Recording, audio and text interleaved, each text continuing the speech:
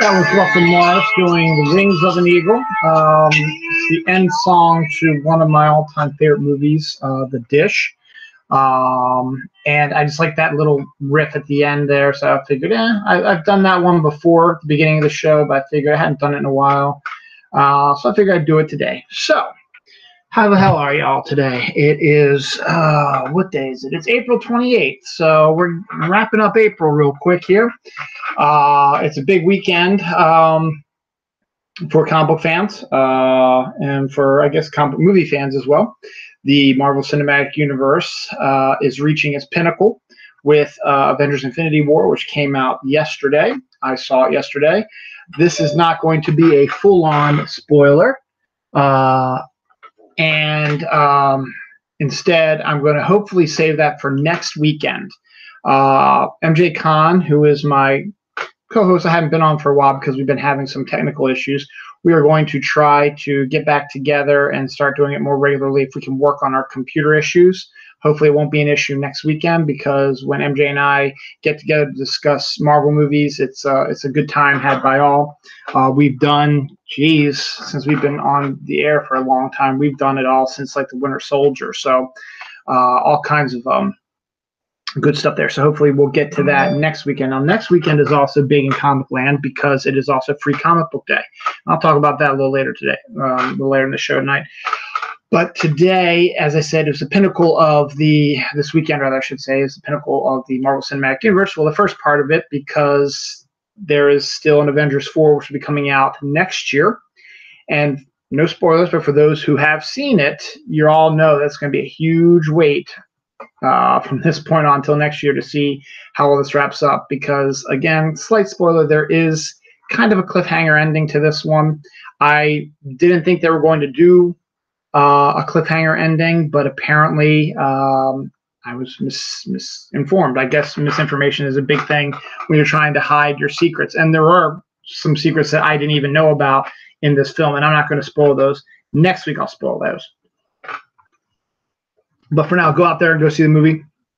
Hopefully you might have seen it today, yesterday, tomorrow. I'm actually going again tomorrow, but this time with my family.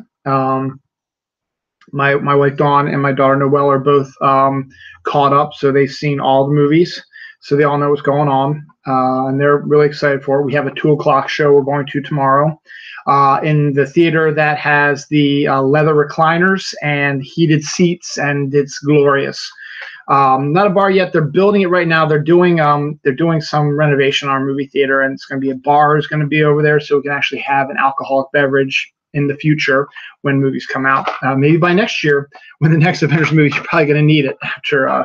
Probably would have needed it after this one, but definitely go out and see it. It is on par to be it's probably not going to beat Star Wars Force Awakens opening weekend, which I think was $250 million. That's domestic. But it's going to be very close. It's going to be in the 235, 245 range is what they're saying now, which is still phenomenal. MJ and I had been predicting that would probably be around the range it would be, and would probably eventually make its way to be probably the highest grossing picture of all time. But after what happens, maybe next year's is going to be even higher. So we shall see. So we're going to talk a little bit about the MCU. I'm not going to be doing spoilers, as I said, but I'm just going to sort of take a look at the last 10 years, and it's kind of impressive that over the last 10 years, they've released 19 Marvel movies. So more than, on average, more than one a year, which if you've been with it since 2008, you know that is not true, because in the beginning, they were only releasing ones in here, but technically it sort of runs out to about 2 a year on average, which is good. So we'll talk a little bit about them. I'll even give a ranking after seeing this one on my Marvel movies, but that's not all. There is a Shinola bunch of stuff that has come out this week.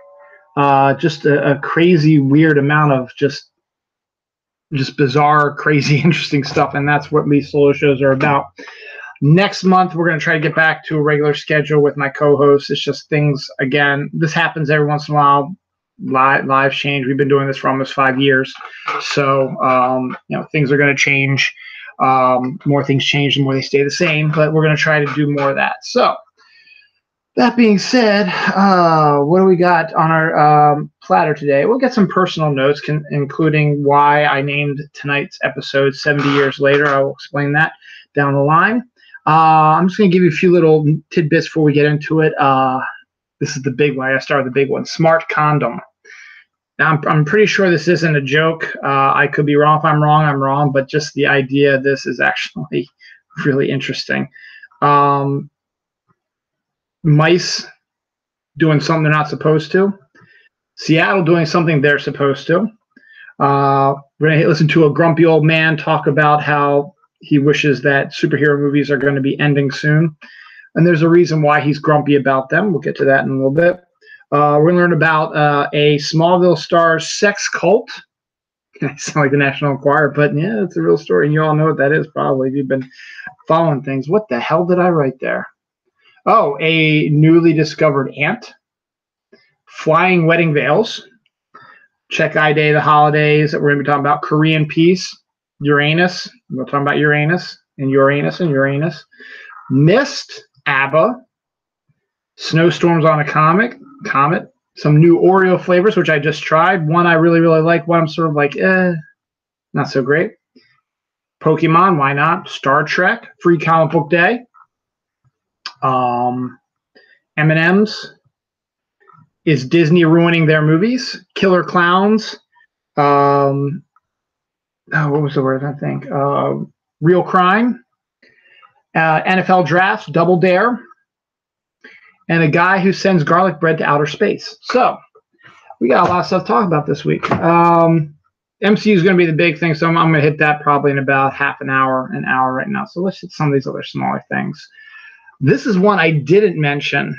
So I mentioned all those, and we're going to talk about all those in a second, but this one I didn't mention. I saved it because I figured this would be the great way to start tonight's episode off. I'm a member of a group called the Snark Alex, and the two viewers who are watching right now are probably members of the Snark Alex as well, because they're really, let's face it, are the only ones who watch the show, to be honest, and even then, not all of them do. But we've been a group together now for, it's got to be getting on almost 10 years also, 8, 9, 10 years now. And we got together because we used to make fun of the Sci-Fi Channel's sci-fi movies. Every Saturday night they would release a awful, terrible movie, and we'd sit down and watch it, and we would tear it to shreds. And my wife and I did it first, and not first, but we did it just for fun because that's something we wanted to do, something to hang out with after the kids are in bed. We wanted to unwind, so we had Twitter open, and we said, hey, let's watch this crappy movie and make fun of it. So we did that, and then gradually as we were doing that, we realized that there were other people who were doing the exact same thing we were. And so we started retweeting each other and conversing with each other and adding each other. And then before you knew it, we had formed a small group, and it got bigger and bigger. And then for a while there, we were a pretty massive group. And then as of late, things started to shrink down a little bit as real life is starting to seep into things. Sci-Fi is no longer doing movies all the time. They only really save it for Sharknado week, which is actually this year is going to be the last year for Sharknado. So who knows what's going to happen after that. Their focus is more on the TV shows that they've been doing, which I guess if you want to expand yourself and not be a laughing stock, they have some pretty good critically acclaimed TV shows and some ones that are crap, but that's besides the point. They're not crap like these movies were. Anyway, I'm hoping that this movie that I'm about ready to talk to you about will fit in with the Sharknado week in July, normally, end of July or early August. Though I don't know if they've even filmed it yet because the link to IMDb that this had attached to it has no description or anything. It has a cast list, but no description about the film. So you can only imagine what it's about. And it's not an onion piece. It's not fake news. As far as I know, this is real news. It was sent to a real IMDb website with cast names and stuff like that. There is a shark movie that's going to be coming out soon, not necessarily on Sci-Fi, because a lot of these bad movies are just more direct-to-DVD or some other crappy streaming service or whatever. This one is called Santa Jaws. And I kind of want to know what it's going to be about, and because I guess it could go in 100 different ways. But just the name itself, Santa Jaws. Maybe it'll be more of a Christmas movie. Maybe if they get it done now, start filming it now, it'll be ready in time for Christmas instead of Shark Week. So maybe they'll show it around Christmas time, because they used to show one or two around Christmas time. Santa Jaws. Santa Claus, Santa Jaws, get it? Shark that delivers presents. Eats present. I don't know. Christmas Day, attacks people. I don't know. Like Krampus, but it's Santa Jaws. Santa Jaws. I should have named the episode Santa Jaws. Maybe I will let now. I don't want to, because I didn't want to ruin the surprise of Santa Jaws. Santa Jaws. So, Santa Jaws. Just to say it over and over again, Santa Jaws, and just imagine what the possibilities could be. Santa Jaws.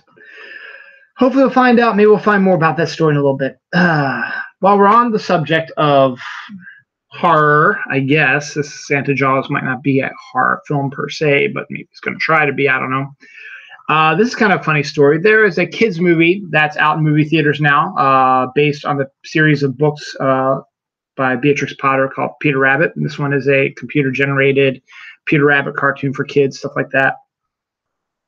Well, when you're going to a movie theater and you're getting ready to watch a movie and they do sneak previews before the movies, they tend to know who their core audience is who's watching the film. In this case, it'd be kids wanting to see cartoons and rated G and PG movies and stuff like that. And maybe the occasional superhero movie because they like them as well. But I don't know exactly where this showing of Peter Rabbit was, but a hardcore horror trailer was played before a screening of Peter Rabbit. We're talking hardcore violence, gore, people set on fire, and these poor, impressionable kids, anywhere between the ages of 2 and 12, and their parents were horrified by the trailer for this movie called Hereditary, which is a horror movie that was played before a Peter Rabbit film, which is absolutely ridiculous. They should have played The Incredibles 2 or any of the other new upcoming kids movies. But a hardcore rated R horror movie trailer before a kids movie with lots of graphic stuff that parents were trying not to let their kids see.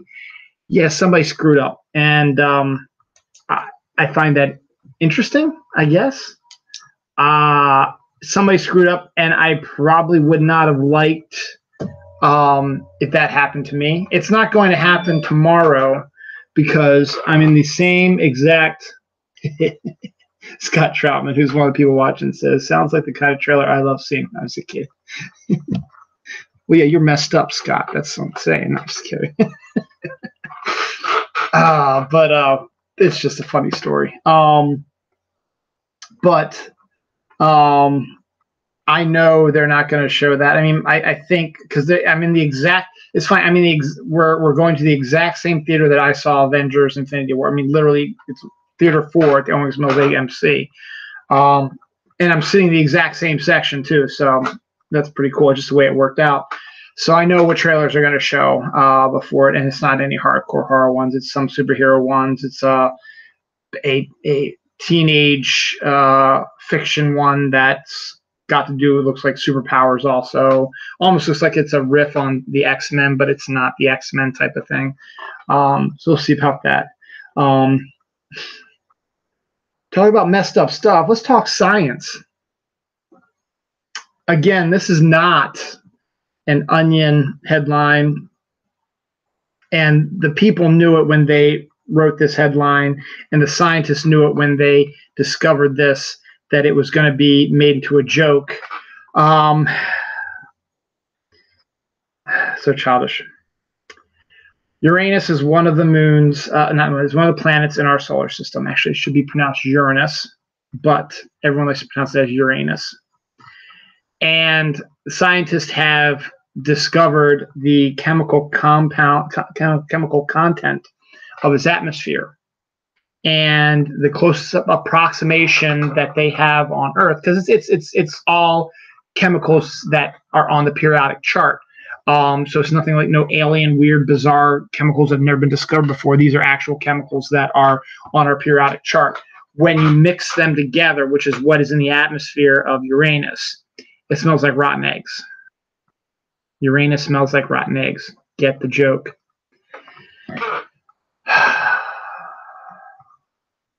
Uranus, and I'm going to call it Uranus because that's how you're supposed to pronounce it. Uranus is actually one of the most fascinating planets in our solar system.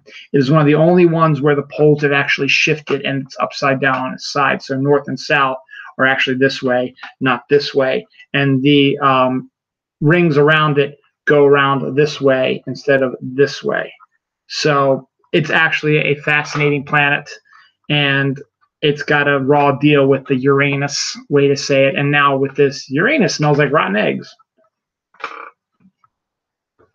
Good job, scientists. There's also a stupid Geico commercial where they're talking about all these good things that you can do besides saving money on your car insurance, stuff like that. And they talk about, like how penguins can jump 6 feet in the air, and buildings and ships in Providence, Rhode Island, flick their lights on and off at night to wish the children in the kids' hospital good night, so on and so forth. So one of them was that these same scientists who discovered that Uranus smells like rotten eggs, Uranus smells like rotten eggs, actually discovered the chemical compounds of the center of the universe, and it smells like raspberry. So you get rotten egg smells on Uranus and raspberry smells at the center of the universe. So who knows? Also, speaking of science, there's been a newly discovered species of ant that when they get scared, they explode. Now, I don't know if they reform like Wolverine or anything like that, but just imagine if you're scared. You're like, oh shit, what am I going to do? And you blow up, and guess what? You're dead. Yeah, ants are stupid. Actually, they're not, Dylan. They're really smart. What's the other science one I was going to do today? Where is that? Oh yeah, this is not really science, but it's kind of funny, and I'll hook it up with another story also. Police discovered that mice have eaten a half a ton of marijuana that they had confiscated. So the mice, they dug into the police station where they had the confiscated marijuana, started chewing on the outside of it, and then ended up eating a ton of marijuana. You can write your own jokes on that one as well, I suppose. This isn't really science, but to piggyback onto that, Seattle, which marijuana is legal to use out in the open, are actually doing something smart that if you are in a state that has legalized marijuana, you really should do this. You should retroactively drop all charges against people who are in the hospital, or not, who are in jail, or who have criminal records due to marijuana possession.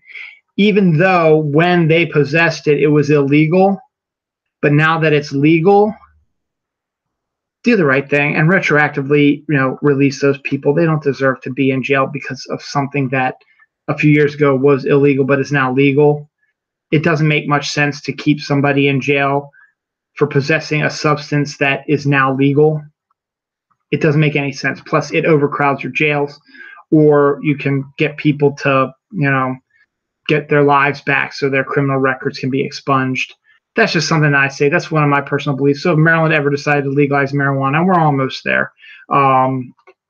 They really should drop all charges on everybody who has been busted for possession of marijuana. So there's that. Oh, this is interesting. Now I'm going to switch gears a little bit now. Star Wars has always been a huge deal for everybody. A lot of people love Star Wars. Star Wars is huge. The original trilogy is one of the most well-loved trilogies of all time. The prequels is actually one of the most hated trilogies of all time, but at the end you still have characters and some aspects of those stories aren't too bad. I've gone on record on this show numerous times. I think Phantom Menace is underrated, and I think Ewan McGregor's performance as Obi-Wan Kenobi is stellar, to be honest. And I really hope that we get if they decide to do an Obi-Wan solo series, solo movie, that you get Ewan to do it, because he was absolutely perfect in that role. But and the new trilogy is going on now, and then these solo stories that have been happening, Rogue One and now Solo, coming out in a few weeks. But what really gets people excited about Star Wars, where they really feel that Star Wars nails it, is in their cartoons. And I have to agree. The Clone Wars, which is actually what the prequels should have been, the Clone Wars cartoon is absolutely amazing. It lasted 5 seasons and an additional lost season I think you can only get on Netflix. So it was technically 6 seasons. It was take place between Attack of the Clones and Revenge of the Sith, and actually made the characters of Anakin a lot more interesting than they did in the prequel movies, live action prequel movies. You get to see how, in the prequels, the relationship between Obi-Wan and Anakin is hostile at best. But in the original Star Wars, when Obi-Wan's older and he's talking to Luke, he's talking about how Anakin was a great friend and a great pilot and so on and so forth. And to be honest, we didn't really see that in the prequels. We didn't see friendship really all that much in the prequels, or we didn't see Anakin's spectacular flying. We saw it a little bit, but nothing that made you go, he is probably the best flyer we've ever seen. The Clone Wars cartoon does the exact opposite. They actually build on the relationship between Obi-Wan and Anakin and gives it that relationship that you've always expected and wanted to see, this friendly relationship, while still being a little antagonistic, but still the friendship, respect is still there. And you also get a better descent into the dark side in the Clone Wars movies than you did in Attack of the Clones, which was awful, by the way. And then you get some other aspects of Anakin that you weren't expecting that gives you a little bit more of a reason why he decided to go bad, and not the reasons they showed in the prequel. And they gave him a Padawan, someone that he could train, and made a big deal about that. And that issue in the end about what happened with the Padawan is, to me, what created the dark side a little bit more than the crap we saw in the prequels. And so I love the Clone Wars. Now, after the Clone Wars was finished, they decided to release a cartoon called Rebels. Now, I never got into Rebels. I'm trying to get into it now because of friends of mine, Allison V.A. Gentle Nerd, especially you, who tweets out her pure love for the series. And I've heard it from a bunch of other people how great Rebels is. So I've got the first 2 seasons on DVD. I'm going to probably get the 3rd one eventually, and the 4th one just came, and that ends their show. And the ending was very well done. All the fans who loved it, they said it was fantastic and good.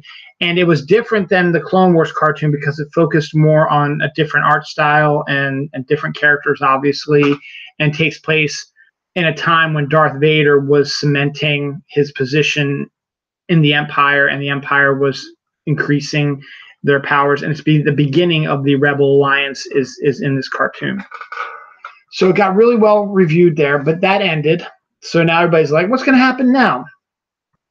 Well, we got our answer. And to be honest, I'm actually kind of interested in this one a little bit more, not only because not because they were bad. It's just I never got into Rebels, but I heard how good it is, and I want to get into it with this new cartoon that they just announced this week. I'm going to try to get in on the ground floor and try to keep a regular watching of it. We don't have a name. Well, actually, we do have a name for it. Do I have it? Did I have that written down? I don't think I have. It's called Alliance, I think, from what I remember what it is. and it's an anime style cartoon set before The Force Awakens, which is very interesting in that aspect, where you're going to actually get, a time frame that you really don't know that much about, which is the reason why they do these cartoons, because the Clone Wars are always mentioned in the Star Wars saga. And between Attack of the Clones and Revenge of the Sith, the Clone Wars happens, and you don't see it in the movies. You see it in the cartoon. So you don't actually see that. And then you don't see the building of the Rebel Alliance in the movies. At the end of Revenge of the Sith, the Emperor and the bad guys are in charge of the galaxy. The beginning of Star Wars, they're still in charge of the galaxy, but things are starting to fall apart. And then by the end of the original trilogy, the Empire is no more. So Rebels filled in the gap between those two. So now this cartoon is going to fill in, maybe not necessarily the bigger gap between Return of the Jedi and Force Awakens, because that's a 25-year window. You can't do that really. But you're going to definitely have, with this cartoon, what they're saying, this anime-style cartoon is going to be coming out soon, is going to be focused more on the just before Force Awakens, setting the stuff up for that and how things are going with that. So that could be really interesting to see. And I'm excited to see that. I'm going to try to get in on the ground floor of that. Same with Doctor Who. When the new Doctor Who comes out, I'm going to try to get on the ground floor with that, because I watched 9 and 10, but I've only watched most of 10 and really haven't gotten into the end of 10 yet. Haven't even watched any of 11 or 12. So I'm going to try to get into 13 because it's basically a soft reboot. I'll try to get my daughter involved with that. So we'll do that. So that's kind of cool.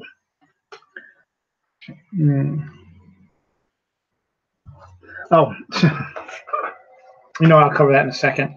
So we had Star Wars. Now let's turn to Star Trek. Star Trek Discovery Season 2 is now filming right now, so it's been renewed for a second season. They're going to start their second season. I didn't get the CBS All Access streaming system, so I haven't seen the new Star Trek series yet. Again, I've heard some mixed reviews about it, but it did well enough that it's got the second season. But now, and we'd also been hearing the rumblings that Quentin Tarantino wants to direct a Star Trek movie, and I've laid down my disgust of that in an episode of this show before, because I just don't think it's in his wheelhouse, and I don't think he's going to do a good enough job, but that's just my opinion. But this week, we got different information that Star Trek is tapping its first female director to film its next movie. I guess you could say Star Trek 4. Now, a lot of people were thinking that Quentin's was going to be Star Trek 4, but now they're basically saying that they're going to be concurrent and not really maybe necessarily involved with each other, or if they are, it's going to be in some kind of bizarre, weird way. They're sort of giving Quentin his own playground to play in. So we'll see. As I said, he really hasn't done anything. I haven't heard anything about it since then. This, though, was all over the place. S.J. Clarkson, who has done some directing on Jessica Jones and a few other shows as well, is going to be tapped to be the new director of Star Trek 4. Now, that leads me to believe that, or hope for, I should say, that a lot of people don't know this, but when they did the soft reboot of Star Trek, which is, if you need to reboot something and you want to use the original Star Trek characters, the way J.J. Abrams did it is actually amazing, because what he did was he created an alternate reality where anything could happen. And so they did not need to be stuck to continuity because there are two concurrent timelines going on. So that's how you're able to get a Chris Pine or Zachary Quinto, who don't necessarily look, well, Zachary Quinto does, but no, Pine, not really so much like Shatner, and Carl Urban, not so much like Bones. But that way you can get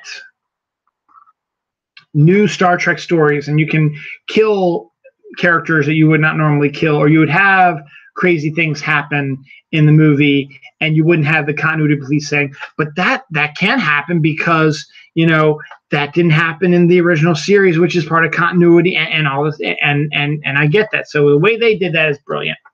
So for those who remember the original Star Trek reboot, which is a phenomenal movie, by the way, if you haven't seen it yet, I highly recommend it. The movie starts off, and the area where the timelines change is when the father of Captain Kirk gets killed instead of living. That is what causes the alternate timeline to be created. The father of Captain Kirk was played by Chris Hemsworth, who plays Thor. This happened, he might have played Thor already, or he was just about ready to play Thor in the Marvel Cinematic Universe. I don't remember the exact timing of it. It might have been right before he was supposed to play Thor, I think. Chris Hemsworth had a cameo role in the Star Trek reboot as Kirk's father. And there was rumors after the third one came out a couple years ago that Hemsworth had been approached to reprise his role as Kirk's dad in the next Star Trek movie, which, if you think about it, actually kind of makes sense, because in the original Star Trek movies, Star Trek IV, The Voyage Home, was a time travel story where the Star Trek crew went back to 1984, United or 1986 or whatever year it was done. I think it was 84 actually.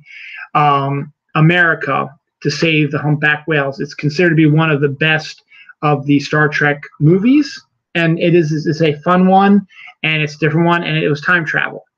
And then, while it wasn't the fourth Star Trek Next Generation movie, it was the second one. The second Star Trek Next Generation movie, First Contact, dealt with time travel also. So it is not out of the realm possibility that the new Star Trek reboot was going to do a time travel story eventually down the line.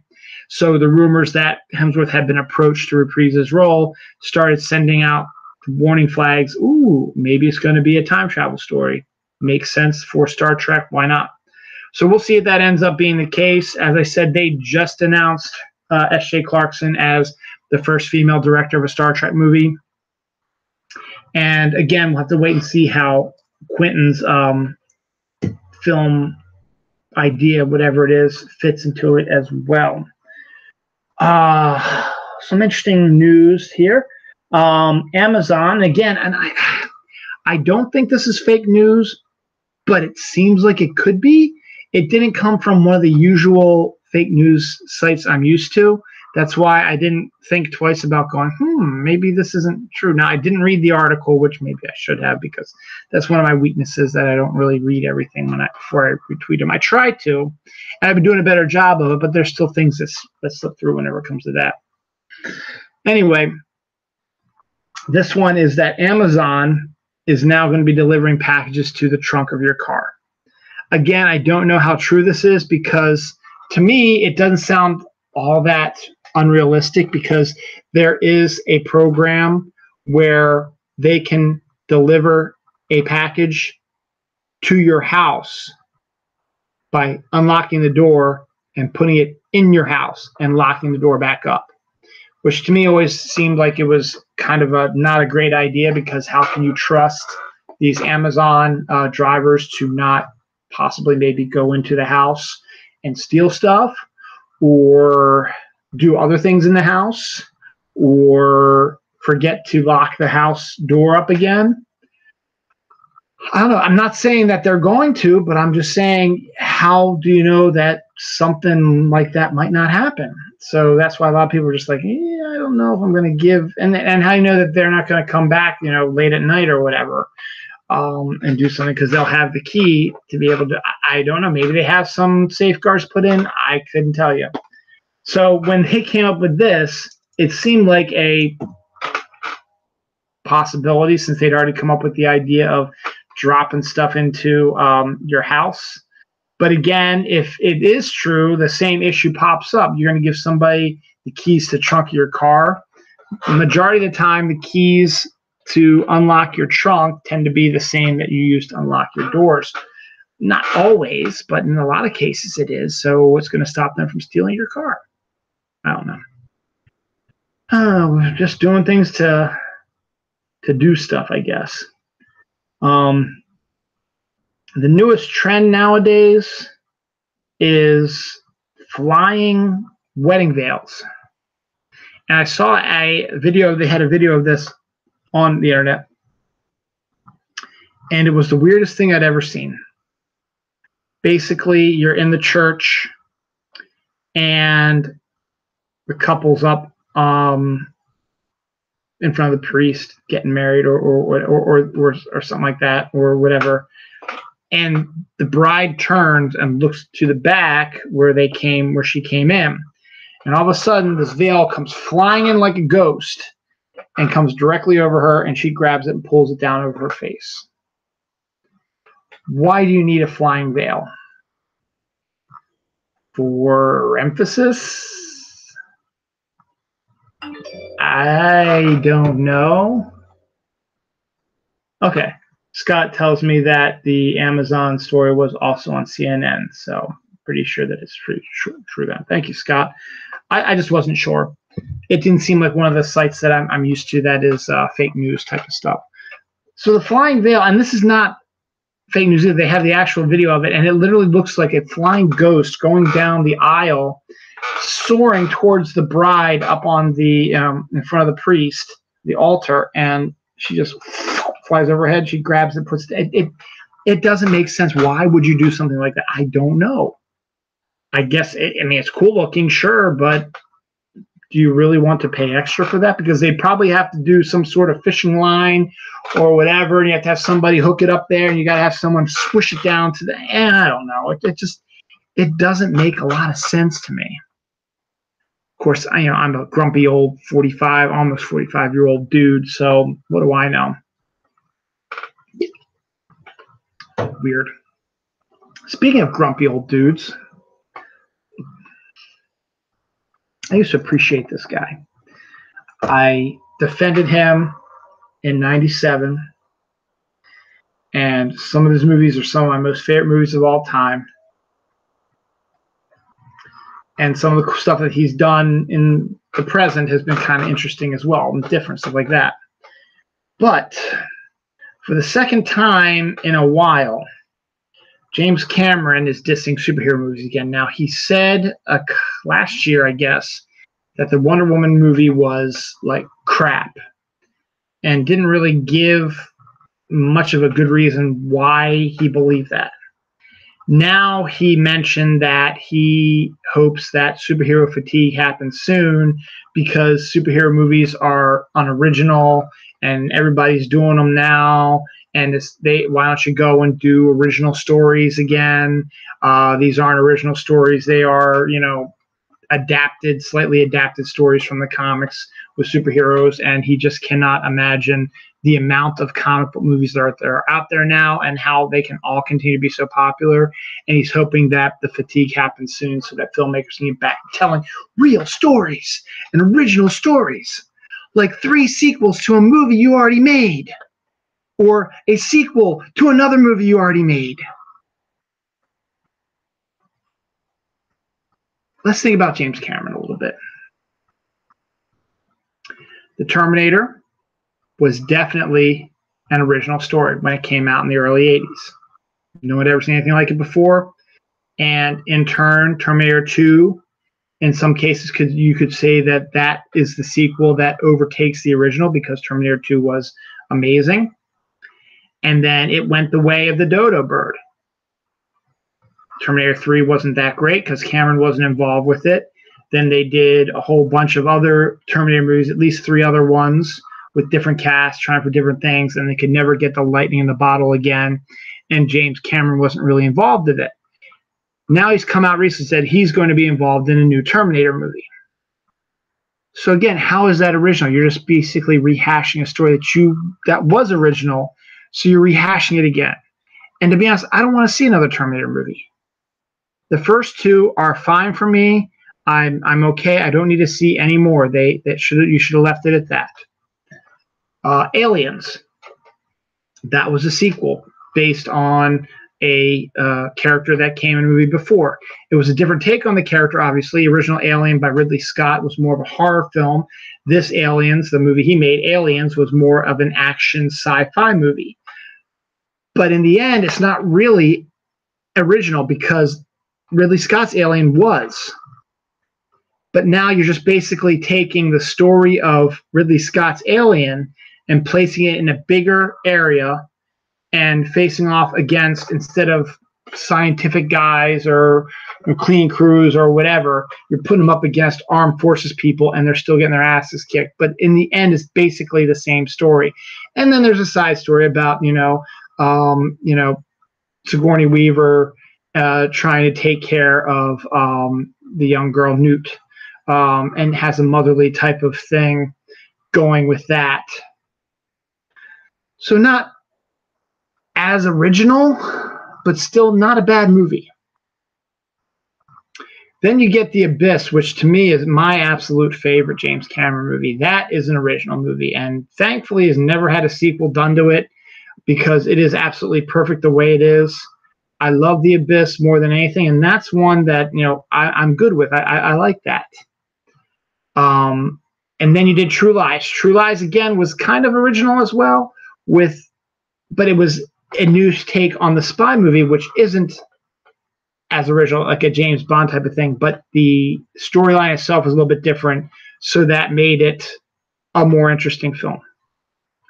And then you get to Titanic, which in '97 was when I defended you, because everyone thought that when he won the Oscar and he said, "I'm king of the world," and stuff like that, people thought, well, how arrogant is that? And I just had to go, he's doing a line from the movie that just won him Best Director and Best Picture. It wasn't him being an arrogant asshole. It was a line that encapsulated how he was feeling at that time. And to me, I was okay with that. So I was the one who was out there defending him, say, hey, really, guys, it was the line from the movie. He wasn't trying to be arrogant and stuff like that. He was just reiterating the same line that Leonardo DiCaprio says when he was excited being on the Titanic, this poor kid being on this luxury liner. Now, Titanic really isn't that original either. The thing that made Titanic great was the attention to detail that Cameron had when it came to the Titanic, going so far as to buy the same china patterns and the same carpet and the same style of carpeting that was on the Titanic. He went and actually bought those for the movie and did it in his refurbishment of the Titanic and on his set. He actually used the actual things on the Titanic, the real Titanic, in the set of his film. And that was good. And the set design was good and all that stuff. But if you peel all that away, the story itself is really not that good. It's Romeo and Juliet on the Titanic. Rich girl whose life is awful meets freewheeling poor guy. They flirt, they get goofy, they fuck like rabbits in a car. He draws her naked, brings her to life, and her abusive boyfriend treats her like shit, and then the Titanic starts to sink. And so he tries to save her, while the boyfriend of hers, who's the dick, wants to just get off himself, disguising himself as a woman to get onto the lifeboat so he doesn't die. Now, the sinking of the Titanic was also interesting as well. But again, it's a historic story that already happened using a Shakespearean story that we all know and love. So while Titanic's set design is fantastic and the effects of the Titanic actually sinking and stuff like that, the movie itself is not a great story. And then he creates Avatar. I hated Avatar. I still hate Avatar to this day. Did it look pretty? Sure. It looks pretty, absolutely. But in the end, it's just another story. Earth, awful human beings try to take over a native land when the natives fight back. It's like Dances with Wolves, but on a planet. But because of the special effects, because of the world building, and because it was James Cameron, it became the highest grossing picture of all time. And then all of a sudden, all these Star Wars movies, all these superhero movies started coming and started making a shit ton of money and started creeping up. A lot of these movies bypassed Titanic. So Titanic, which used to be the highest grossing movie of all time, is now like 7th or something like that now. because of all these superhero movies. And now I'm not 100% certain if Black Panther has surpassed Avatar, but it's very, very close to overpassing Avatar as being the highest grossing movie of all time. Avengers Infinity War and whatever Avengers 4 is going to be called could very well jump that as well. Star Wars Force Awakens came in as well and made a play for it also. So Avatar's hold on number one is not guaranteed to be there in a few years. So to me, that's why I think he starts going off on the superhero fatigue of stuff. Now, MJ and I talked about superhero fatigue when there was one year where like 6 superhero movies came out. But in the end, they all did okay. You know, people like, at this point, it's a genre that people like and make money. Let's go back to the 1950s. I guess it was the 50s, I suppose. What was the biggest genre of all time? Westerns were. There were hundreds of Westerns that came out in that period of time. And guess what? Everybody loved them. Everybody went to see them. And they made a shit ton of money. Now people who were making, gangster films like this, like, man, I hope there's going to be some Western fatigue soon because there's no original stories anymore. We need to do something original. We got to do something with gangsters that killing people and stuff like that instead of just running around in the wilderness hunting Indians and stuff like that. That wasn't a thing in the 1950s. So to me, I just don't know why he's doing this now. I mean, I make an assumption that he's afraid he's going to lose his grasp on the number one spot. And he is literally making like 3 or 4 sequels to Avatar. Now, to me, those aren't original stories, like brand new, not harkening back to something else because you're using the same planet that the Avatar people were on. It's not necessarily going to take place in the same time frame or use the same characters. So I think this one is actually, but these other ones don't have to do that. He didn't say anything about Star Wars fatigue, and there's been a Star Wars movie every year now for 1, 2, 3, 4, almost 4 years now. And The Force Awakens came back, and then it was Rogue One, and then Last Jedi, and then Solo, and then the next one in the trilogy, and then there's gonna be another one after that, and there's gonna be another trilogy coming out, and then another trilogy coming out, and a TV show, and a cartoon, which we already talked about. But he's not yelling about Star Wars fatigue, and I don't know why he isn't. He's picking superheroes. Now, another theory is he was originally scheduled to do a Spider-Man movie in the late 90s. And his script was less than fantastic. And it's actually, I think, in the world of comic books, is actually considered to be trash, to be honest, up there with the Batman and Robin movie. And we'll never know because we're never going to see it. And basically, it bankrupted Carol Co., which used to be a company that he used all the time. With Total Recall, which was not Cameron, but it made a ton of money for Carol Co., and then Terminator 2. So, but I'm not concerned about Grumpy Old Man. I still like him as a filmmaker, I guess. I'm not interested in his Avatar movies at all. I'm not interested in his Terminator sequels. But I like his underwater explorations that he's been doing for, like documentary style stuff. Is pretty cool. So we'll see. Speaking of Avatar, now this is interesting because I ran across this and some memories came flooding back a little bit. When you see Avatar, a lot of people had a flashback to an old computer game called Myst. Now, I don't know if you guys and gals out there remember Myst. I guess it was in the 90s, I suppose.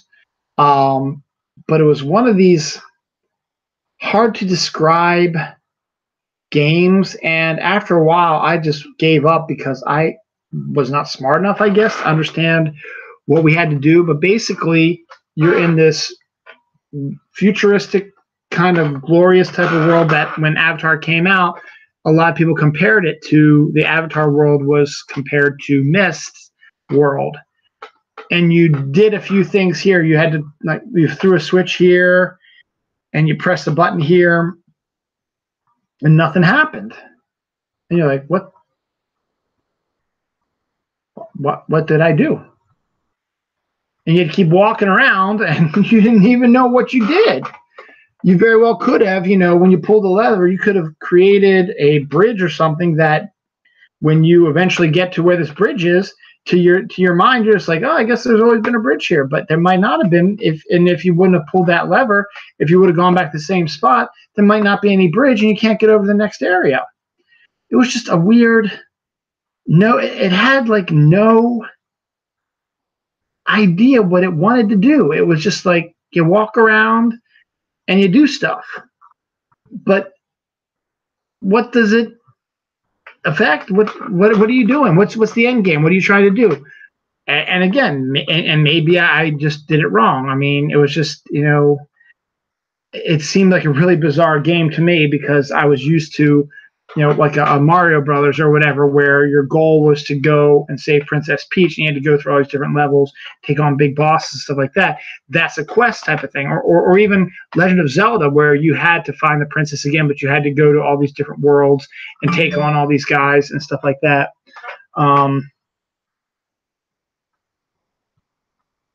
That's a good idea. Scott says Cameron has a new sci-fi documentary show coming on AMC soon. He's probably just talking smack to try to bring some attention to the show, which is a possibility also because obviously it got me talking about it, so other people are going to be like, yeah, what's James Cameron been up to lately? So we'll see. Probably won't be something I'll be watching because, to be honest, I don't really watch a lot of TV anyway, but thank you, Scott, for clarifying that for me. So when I saw that they were doing a crowdfunding thing for a Mist 25th anniversary collection, and it has now been fully funded, so we're going to be getting that 25 years ago. Let me think about that. 08, 98, 93. So, yeah, right around the time I was in high school, college. Actually, college was in 93. It was just the weirdest game I'd ever played because it really wasn't a game. You were just walking around looking at books and pulling switches and stepping on things, and that was it. There was like no goals, no nothing, and there was no rules. No one was here to say, you need to go this way to get that, or you need to go that way. You had to wander around, and you had to find where the story took you. And that could be kind of, annoying after a while if you're not going to be on the game for hours at a time. If you're just on it momentarily, you just want to go play for an hour, you'd be like, it's a waste of my freaking time. But they are announcing a 25th anniversary collection. I guess it's going to be a new game or a new updated game or refurbished game to come back out. I'm not exactly 100% certain, but it has been fully crowdfunded, so we're good on that. Man, I got a lot of stuff to talk about.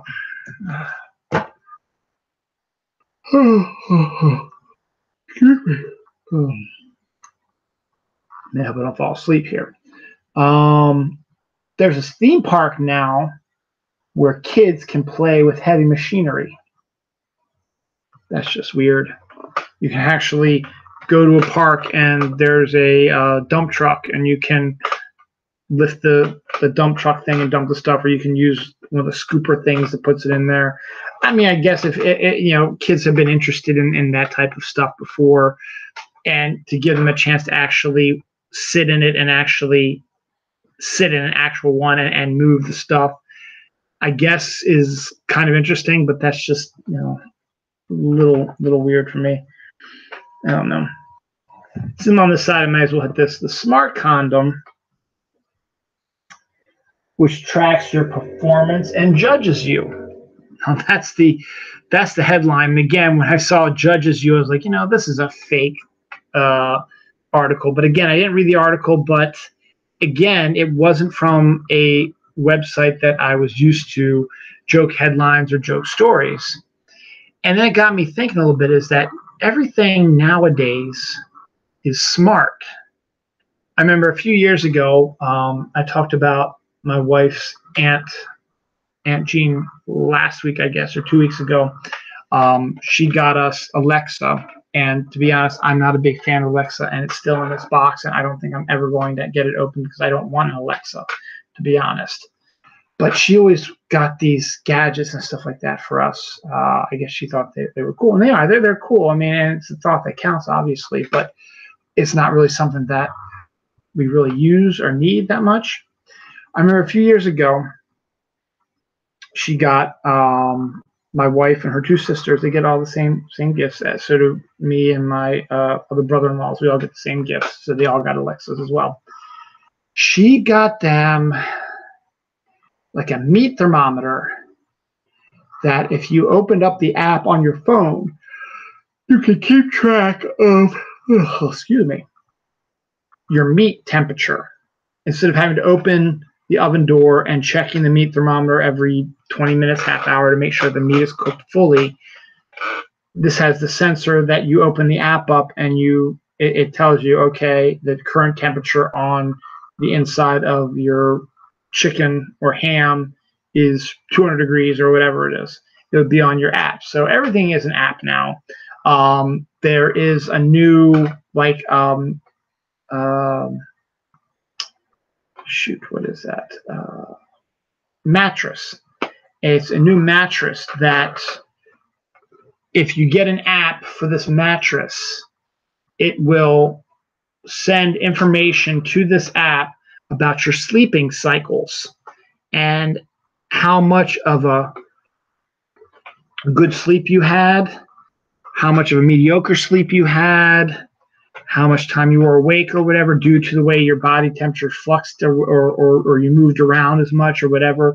It got all the information and then it filters it through the app and it says you slept in an 8-hour stretch. You had 3 good hours of our REM sleep, 2 hours of mediocre sleep, and like 3 more hours where you were up and tossing and turning or whatever. And it will give recommendations. Maybe you need to go to bed at this time, or maybe you need to eat more of this or drink more of this, or you need to do this, or you need to have sex or something like that. I don't know. It does all kinds of crazy stuff.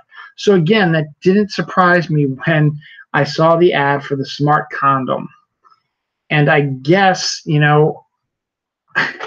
again, I suppose you get the app for the smart condom. And I don't know, is it a pack of like 12 of them like normal condoms are?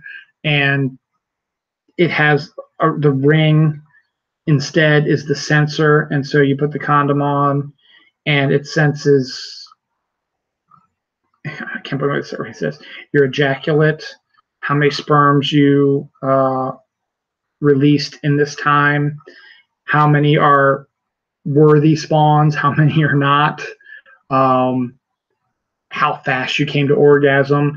Did your partner come to orgasm? How fast they came? I don't know. I just saw the headline, smart condom, tracks your performance and judges you. And so I guess it's kind of helpful maybe for people who are not quite ready to have children. Like if you're engaged or you're married and you've been married for a few years and you decide you want to have a kid, and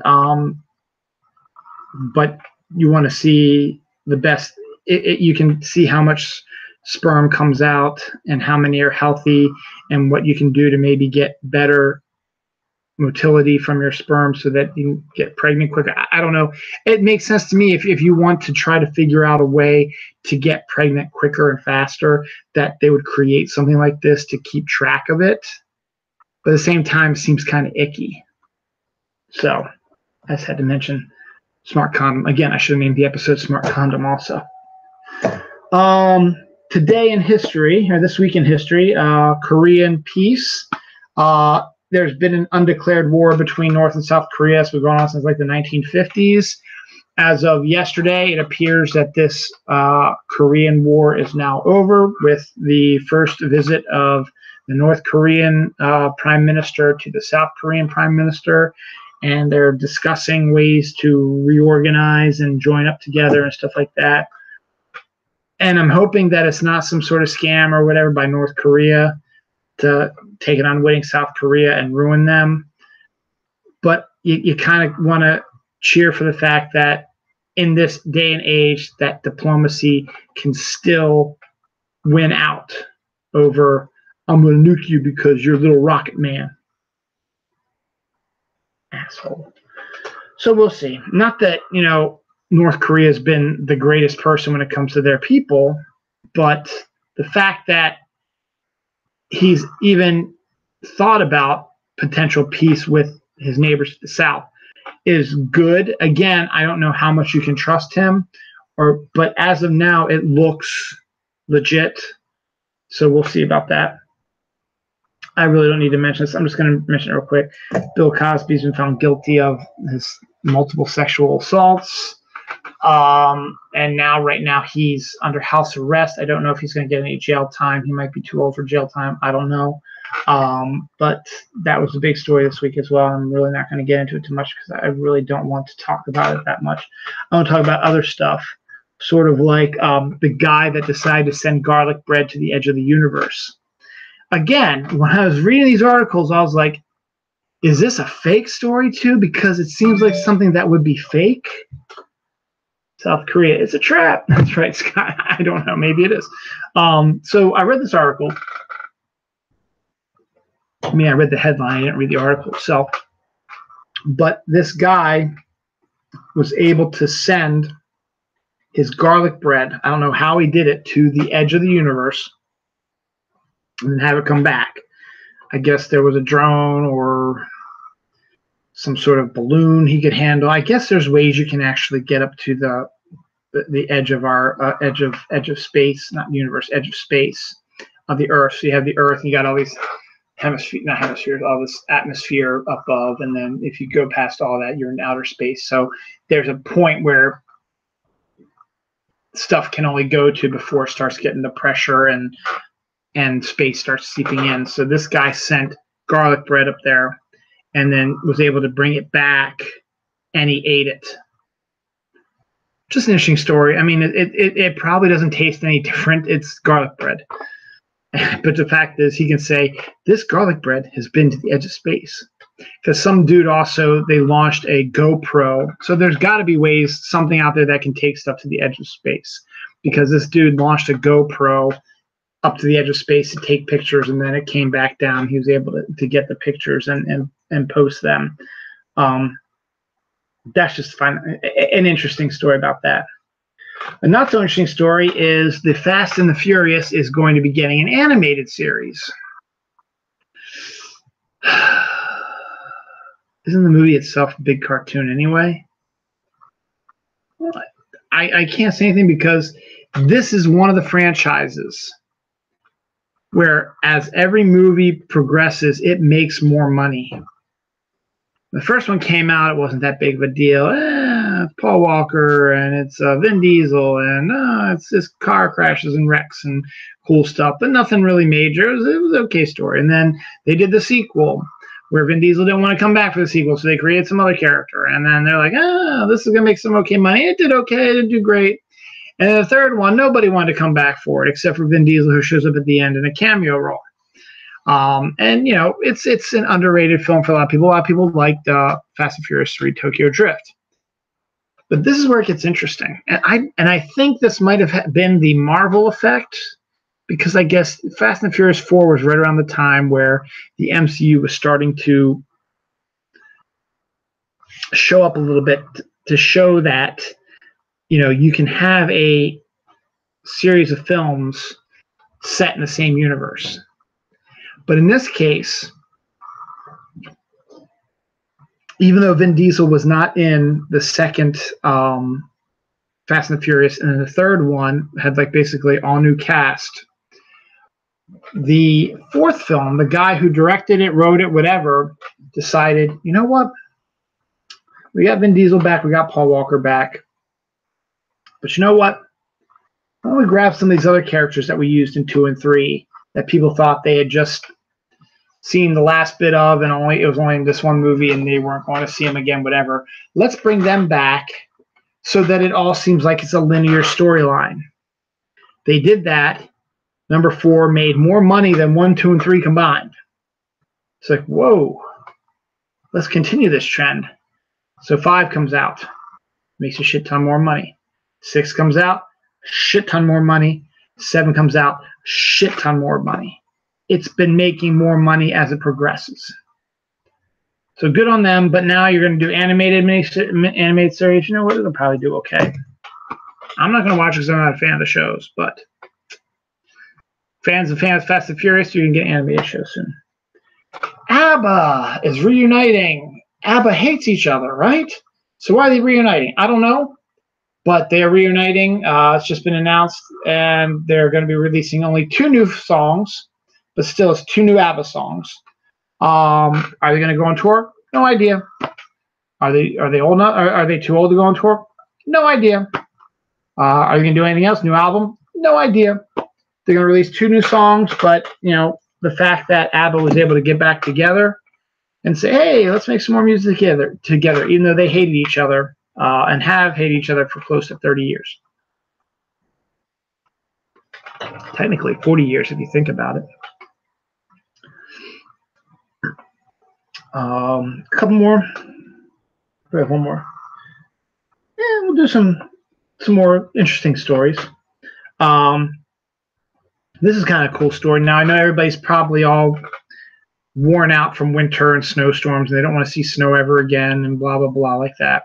Well, this is kind of cool. There have been a discovery of a snowstorm on a comet. I guess they had pictures because they showed pictures of, I guess there's a probe or something near a comet, and it's taking pictures of it and telemetry and stuff like that.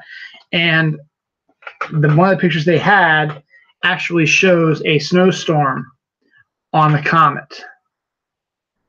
And that's just weird. I mean, comets are pretty big, but to actually have a snowstorm on a comet, I mean, I guess you could say it's a big ball of ice, and a lot of the ice is melting quickly as it's soaring through the universe. And I guess in the end that could cause a snowstorm, but the fact is it snows on a comet. And that in itself is just a fascinating thing to hear about. A snowstorm on a comet. Something you don't hear every day. A new machine apparently now can control your dreams. Here's the thing. I can kind of control my dreams already. And I think I talked about this a while back, maybe even last week for that matter. But I have specific dreams that I always refer back to. Yeah, I did talk about it because I talked about how I think last week scientists were saying that when you're dreaming, you may be entering an alternate reality. And I detailed how that possibly could be the case. In this case, if dreams are not an alternate reality or just stuff that's going on in your mind, synapses firing, whatever, and you can't control them. Now, I know there's sometimes you can't control what goes on in dreams. And to be honest, I probably don't even remember most of my dreams. You might remember them early, but when you wake up, it slowly dissipates because your mind doesn't want you to remember them. But sometimes you do. And there are a series of dreams that I have that I remember.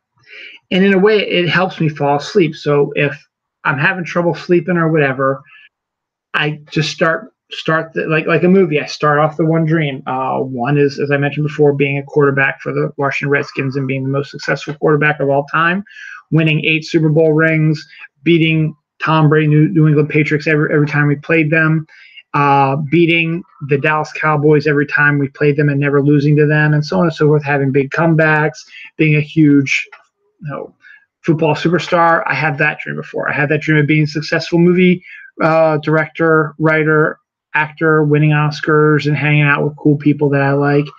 And I have some other racy dreams that I can control as well, which I'm not going to get into right now because I'm still trying to keep this show fairly on keel with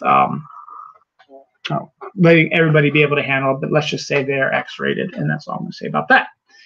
But I can control those because I know I've seen them so many times, and it's the same story over and over again, and I replay it over and over and over in my head, and it helps me go to sleep. And I guess eventually maybe it not necessarily is me controlling my dreams because maybe I don't continue the dreams after that. I just use them to get to sleep. And then as soon as I hit that sleep, my real dreams take over and I don't know what's going on. regardless, supposedly there is a new machine now that's going to help you control your dreams. Okay. I mean, to be honest, I don't know why you'd want to, but unless it's just awful dreams and you don't want to think about them. Oh well. Double Dare. Do you guys remember Double Dare from Nickelodeon ages? This was back in the 90s, I guess, maybe late 80s. I don't know. Mark Summers. They did Family Double Dare also, but the original Double Dare had two kids, probably in their teens or early teens, competing with each other in competitions, including, journeying through a giant replica of the human ear that has earwax in it. But the earwax is this goopy, slimy type stuff, or you have to do the obstacle course where you have to plow through cake and chocolate syrup and whipped cream and melted ice cream and all this crazy, weird, awful, disgusting things. And it was a fun show to watch because you weren't the one who's getting all messed up. Well, they're coming back for a summer series, reboots and new series that seem to be the trend now on TV, where retreads, where you're getting new seasons of shows that have been canceled for a long time, including Roseanne, Twin Peaks, Will and Grace, so like that. And everybody wants to make the next one. Mad About You wants to do a new series of stuff, of episodes. The X-Files did their two new seasons years after their series was canceled. So it's the newest trend now to do that stuff, and I guess it's okay. But this is something a little bit different. It's a reality show, and it's not really like a show that you had characters on and actors and actors playing these roles. No, these were real kids answering questions or daring each other to do things, and the competition was just absolutely disgusting because it was slime and goop and muck and liquids and gross stuff, and it was fun to watch because it was just really, really cool. So that's coming back. I've never been a big fan of this idea, and even with this new description of stuff, I'm still not a fan of it. Damon Lindelof, who did Lost and a few other shows as well, he is bringing The Watchmen to HBO, which is a good place to put The Watchmen. And despite what you might think about Zack Snyder, I thought he did a pretty good adaptation of Alan Moore's Watchmen. It is considered to be a classic piece of comic book lore, and it'd be one of the books that if I ever did a college course on comic books, I'd probably have people read The Watchmen. But in the end, Zack Snyder did a pretty good movie version of it. Now, Damon Lindelof decided he wanted to do a TV series about it. I was like, what's the reason? So you can expand on what Zack Snyder had to edit a little bit or compressed or whatever and do something a little different. And are you going to make it like Walking Dead, where you're going to have it start out kind of following the comic, and then you're going to go off on your own tangents and then try to get back to adapting the comics, but now you have to use different characters and different scenarios? Are you going to do something like that in case you want to do multiple seasons? And that's the thing also you got to think about. If you're going to do multiple seasons of a show, because that's what you want to do for TV, right? You don't just want to do a one and done season. You want to do 3-4 seasons at that.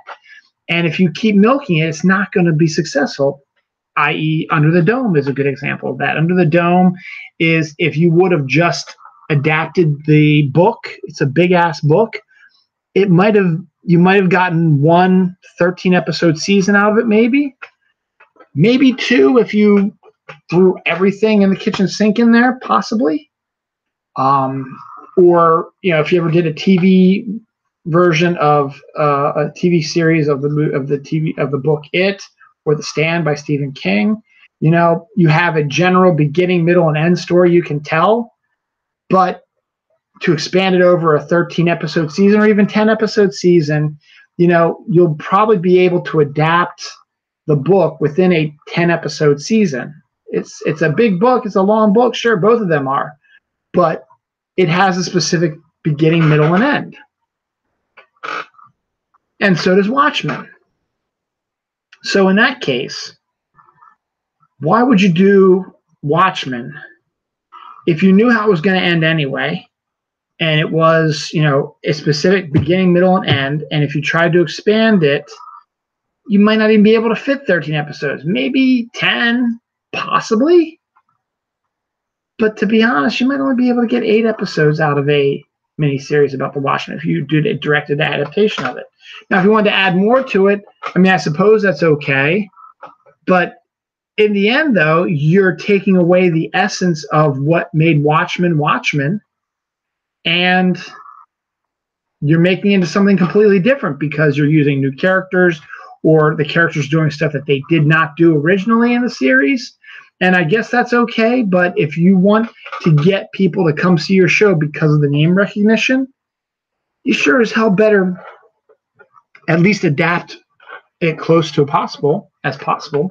Now, Damon clarified some stuff recently. He said it's going to be a lot like Fargo, which, for those who don't know what Fargo is a TV series based on the movie, but every season of Fargo takes place in Fargo, but at a different time frame and with different characters. And maybe there might be one occasional character that weaves its way through all the seasons, but it's nothing major serious. They might be big in the first season, but the second season they're like minor. In the third season they're a little bit better, but not a huge star. In the fourth season, maybe they'll come back to prominence again. And that's okay, but you have a distinct beginning, middle, and end when it comes to the Fargo seasons. You have a story you want to tell with these characters, and you're using the name Fargo because it's got the name recognition, but you also are using the fact that at the beginning of Fargo was a little tag that said based on a true story. So now you can say that these little bits and pieces of stories in Fargo where true crime happens or weird stuff happens like that are part of the history of Fargo, North Dakota itself. These are all historical storylines that are all based on true stories, and this is just our version of it, and so on and so forth. And so Lindelof is like, that's what he wants to do with Watchmen. And I'm beginning to think is like, how the hell are you going to do something like that? Watchmen, as I said, has a distinct beginning, middle, and end. So how are you going to do one season like are you going to make it like one season is going to be where Rorschach is going to be like the main character and he's going to have an adventure that has nothing to do with the Watchmen comic itself? You're just using the Watchmen name to draw attention to it and using it as, well, the Watchmen in the comics is actually the name of the group that is in there, so we're just going to start telling stories about this group that haven't been written yet. I guess that could be interesting, but you're creating new stories. And if your writers do not have the proper voice down for the characters, the fans are not going to buy it. Plus, the fans are going to want to see the adaptation of Watchmen. They're going to want to see the story they know and love with characters they know and love doing the stuff they know and love. So I don't know. I have HBO anyway, so it's not even like I'm going to be watching it anyway, but I don't know. Nintendo files a patent for a brand new Pokemon game for the Switch. That's a good news for us Pokemon Go fans because that means there's going to be a new generation of Pokemon coming up. And 3-4 years down the line, they'll be in the game for Pokemon Go. And there's going to be all new Pokemon that are going to show up in this new generation. Maybe some new evolutions or other evolutions of characters that don't have an evolution but now do. And it's going to be brand new. So we'll see. My kid still loves Pokemon, but we don't have a Nintendo Switch. So I don't know, maybe for his birthday. I don't know. Something that's always interested me was underwater hotels, but there was never anything like that. Well, now there is.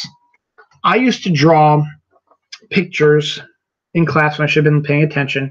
You get your protractor. Protractor looks like a D, upside down D. There's the egg, and then there's the spine, and then there's the loop for the D.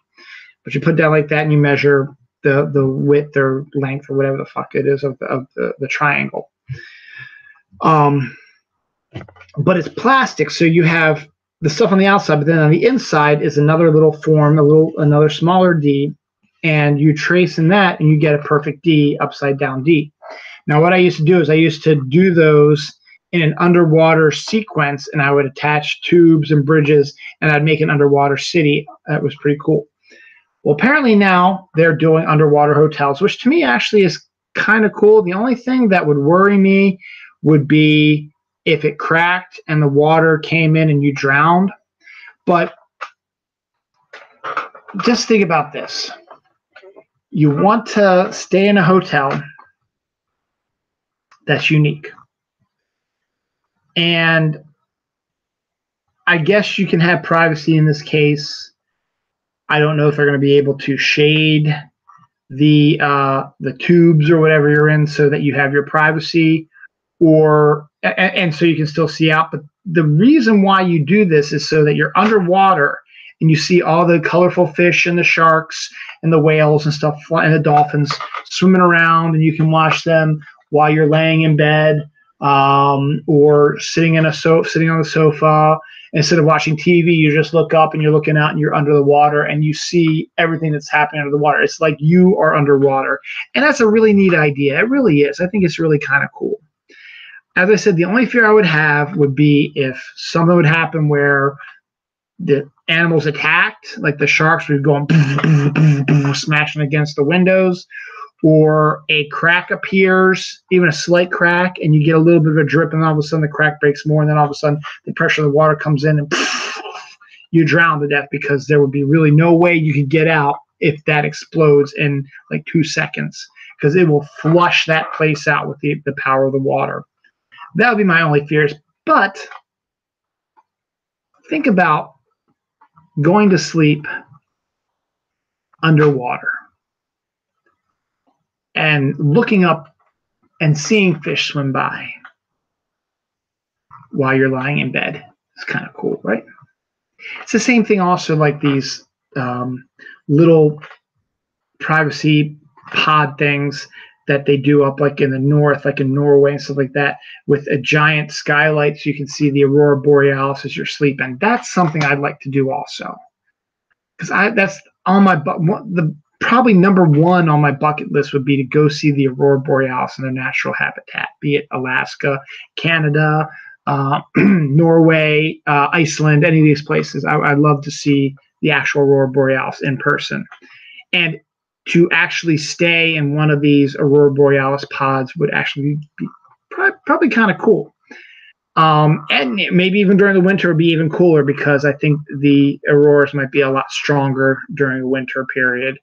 And you've got the whole aspect of being around in the snow and being nice and warm, and get the beautiful or have it snowing with the auroras going. It's just all kinds of cool stuff that you can see. So those are a couple things to think. So underwater hotels is finally a thing. I wouldn't mind staying at an underwater hotel or at one of the ones where you can see the auroras. Be pretty cool. The rare corpse flower is getting ready to bloom, and the reason why it's called the corpse flower is that when it blooms, you know how flowers release usually a very nice fragrant scent like roses and stuff like that. Yeah, this one releases a scent that smells like the dead, hence the name corpse flower. And people are excited that this thing is blooming because it doesn't happen all that often. But yeah, just think that you say, oh, cool, look at oh, God, I'm going to puke. But it's neat in the end. New Jersey is dealing with a new tick species. Ticks are awful. And now that there's a new species that's never been in town, how are you going to beat them? I don't know.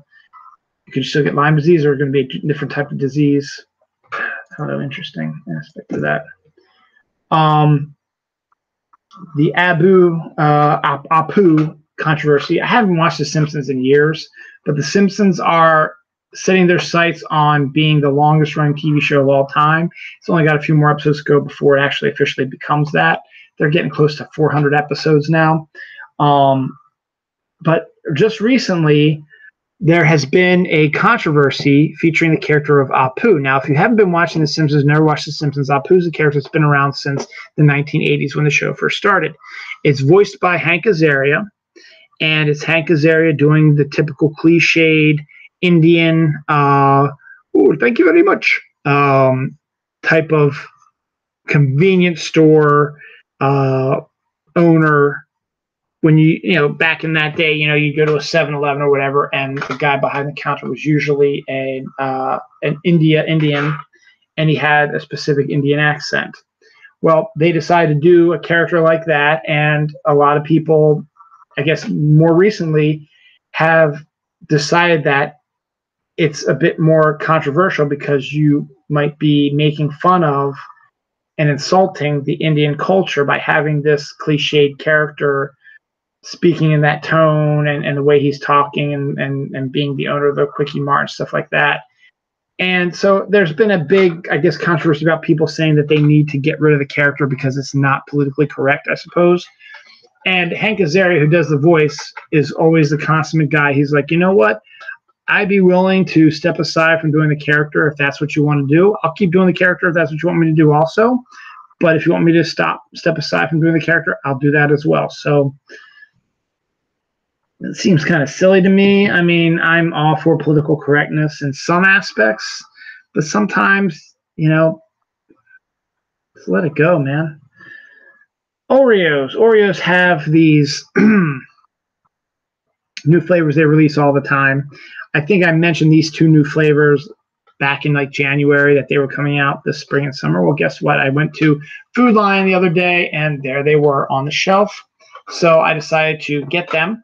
We have kettle corn flavored Oreos and cherry cola flavored Oreos. I bought 1 pack of each, and I tried the kettle corn ones first. And to be honest, it tasted more like caramel corn than kettle corn. And that's okay because I like caramel, and you get a little bit of a popcorn flavor to it. So I like those. So if you like caramel corn or like the taste of caramel corn, or even maybe kettle corn, even though it's not as sweet as caramel corn is, or this tastes more caramel cornish than kettle cornish, go ahead and get some of that. On the flip side, the cherry cola ones, not a big fan of, really. The kettle corn ones are done with the vanilla wafers, vanilla Oreo cookies, and the chocolate cherry cola one. Is it the cherry flavor? It doesn't taste like cola to me. I don't get a real cola taste to it. It just seems like a chocolate covered cherry, which I like cherry sometimes, but when you get sort of this more soury type of cherry taste, which is what this is, added with the chocolate, it doesn't do it for me. Plus they add in the popping candies to give you the taste like it's effervescent carbonation, like you're drinking a cherry cola soda. It didn't taste like cherry cola soda. It tasted like a chocolate dipped cherry. So if you like chocolate dipped cherries, then absolutely go for it. I just wasn't a big fan of it. I mean, I'll give it a try. I'll probably eat a few more down the line. But yeah, that kettle corn one, that's probably going to keep coming back because that was actually really good. Into the comic book world, the Marvel Comic Champions, which is about a group of young teenage superheroes who formed a team and go out and fight crime, stuff like that, will be welcoming its first ever Inuk superhero, an Alaskan Inuk Eskimo type superhero, will be joining the team. Character's name is going to be, it didn't say, just they will be joining. So you'll have a brand new character that happens to be a different race that hasn't really been, exposed to the comic book world. So that's a good thing as well. Orange vanilla cream M&Ms are coming. Everyone, when they did the article, they said, "Oh man, that sounds disgusting." No, it doesn't. Creamsicles are awesome, and I would be willing to love to try these M&Ms because a lot of these flavored M&Ms nowadays don't really have the chocolate in them. It's got the flavor inside the candy shell, so it doesn't really have the chocolatey flavor to it. It has the flavor you're looking for, and I love creamsicle type stuff. Orange vanilla, absolutely, is fantastic. So I haven't seen those yet. As soon as I do, I'm going to get some, and I'm going to eat them, and they're going to be good, hopefully. Allison Mack of Smallville, you've probably seen this article before. A few years ago, it came to light that after she left Smallville, she left acting and became like one of the leaders of a sex cult where she would recruit, I guess, young ladies to come in and join the sex cult. And there were all kinds of sex stuff going on that I guess is illegal or could be construed as bad. And there might have been some whippings and beatings and maybe even some rape in there. I'm not 100% certain. They really didn't tell much of the story. But recently she has gotten arrested as being part of this cult and is now available to get released if you have $5 million bail. So I guess there's something even worse because she got arrested. I guess they're doing some, I guess they're maybe kidnapping kid. I don't know the full thing, but the fact is this is an actress that was on Smallville that a lot of people liked, and she's now a sex slave, sex cult criminal. So just interesting observation. Is Disney restoration of their cartoons ruining them? You've probably seen this article as well. Disney continues to refurbish their old cartoons for the present day to give it more of that sort of 3D, clear, high def sort of look to it. So people who have these high def, TVs, stuff like that, get the full experience of it. But what they don't realize is trying to wipe the cartoons, particularly the ones from the 30s and 40s, clean of all the crud that's on it, might actually be ruining it. And the thing that they compared it to was a scene from Cinderella. Cinderella was in the 1930s. And in the original, there's like this intricate design on Cinderella's dress she's wearing. In the refurbished scrub version of it, a lot of the lines have disappeared on it, and it just looks like a straight up normal dress. And it wasn't exactly what the creators were going for. So are they destroying it? I don't know. I mean, the only examples they gave right now are Cinderella and Sleeping Beauty, and they just gave a few examples of how they were destroying the art a little bit by restoring it, trying to make it look better. They were actually destroying it a little bit worse. So I don't know. We'll see what happens. Shelf this in this is a really bizarre storyline. A woman dressed as a killer clown kills another woman. Then the killer clown woman ends up seducing and marrying the widow of the woman she killed. And she was not caught for 27 years. So she was married to this guy probably for about 20, 25 years maybe before she got busted for that. First of all, a killer clown, female killer clown, killing a woman is creepy and of its own right. But then you get all Fatal Attraction-y and you end up clawing your way into the life of the widow, the husband of the woman you just killed, and you stayed married with them for 20 plus years. I mean, I guess she got what she wanted. I guess she found this guy attractive and wanted to fuck him or whatever, and just wanted to be with him and fell in love with him and became obsessed with him. And then he was married to this other woman. So in order to make his way into his life, she had to get rid of an aspect of his life and not let him know that she did that. So disguise yourself as a killer clown so the woman who gets killed doesn't know who did it in case you maybe don't succeed. And then show up as a friend or whatever to help ease his pain and then gradually make your way into the wedding bed. Creepy kind of story. True crime has always been fascinating to me, and I forget her name, but Michelle something or other, who was Patton Oswalt's wife. But Michelle, she passed away a couple years ago. She had been writing a book about the Golden State Killer, which I guess was a rapist killer who terrorized California in the 70s, maybe early 80s. And Melissa did all this research on it and she pretty much knew who probably it was, but the person was never charged, so she was trying to make a case against this person, I suppose. And then she passed away, not due to anything that the killer did or whatever, just sickness or something like that. Well, this week, the Golden State Killer was caught and appeared to be a former police officer who's now in his, I guess, 60s and 70s now, so he would have been in his prime during this time. And a lot of what got them to find this guy was that book. So I kind of want to find that book now, and I want to kind of read it and see how she solved this case from beyond the grave, which is really good because she cleared a cold case as long as it's the right person. Oh, so what I got left here? I've got about half an hour left in me. So what do we got here? The Venom trailer. I have not hidden my hatred for this movie. I've never was a Venom fan. I was never a Tom Hardy fan. And then you put them together, and you're making a Venom movie in this age of superhero fatigue. Thank you, James Cameron. It's not really superhero fatigue.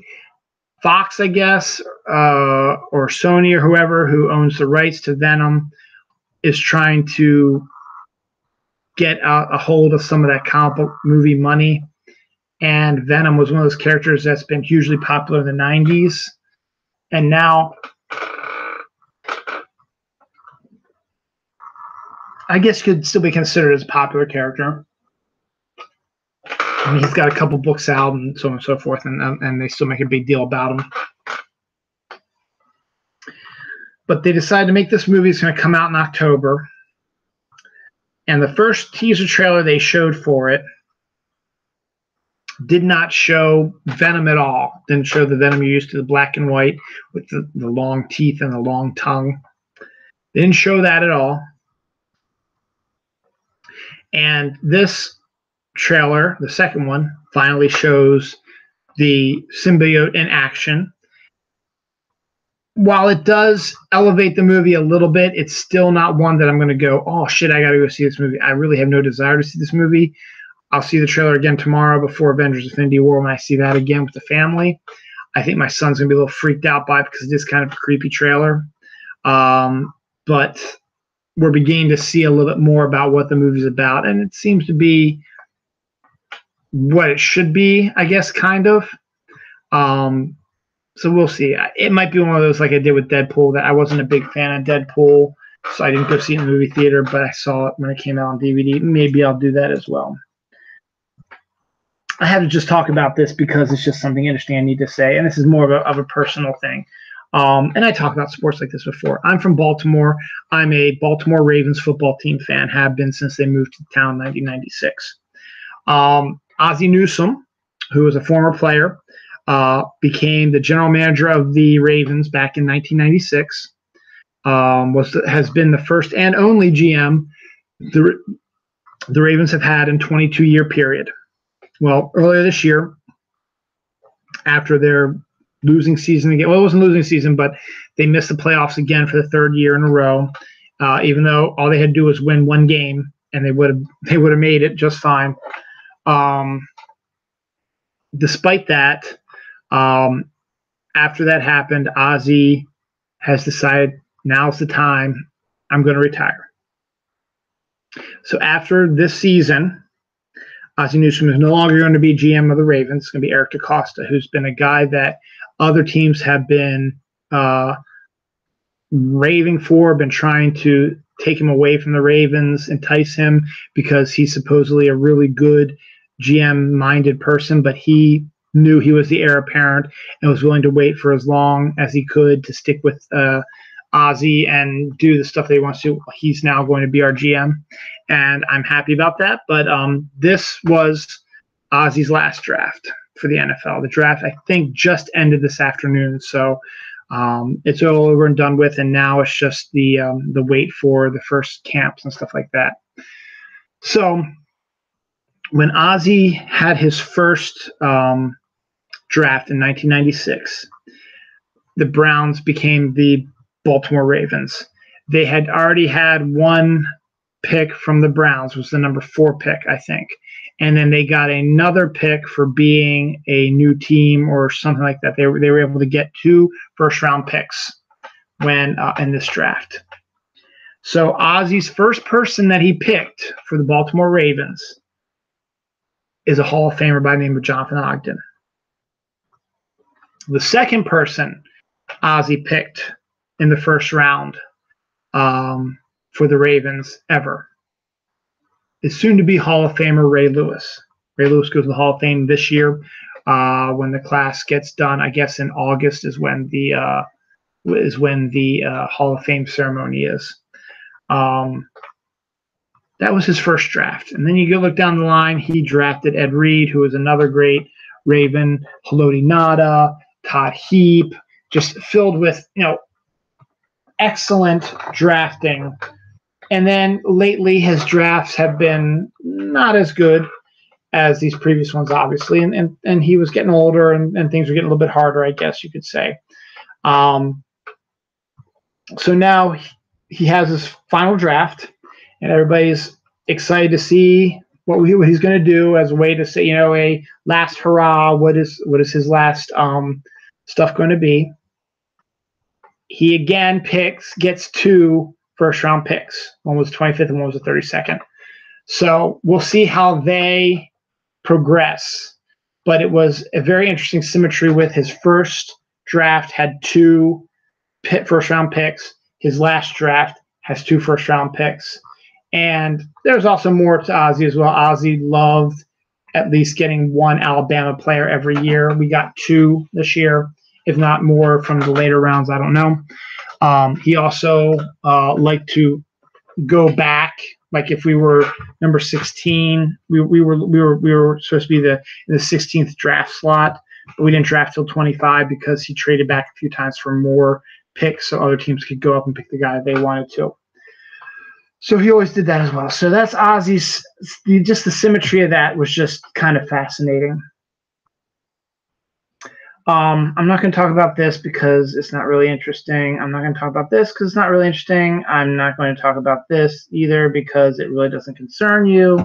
I'm not going to talk about this because it doesn't concern you either. I was just trying to write down stuff that might be interesting. I'll do that in a second.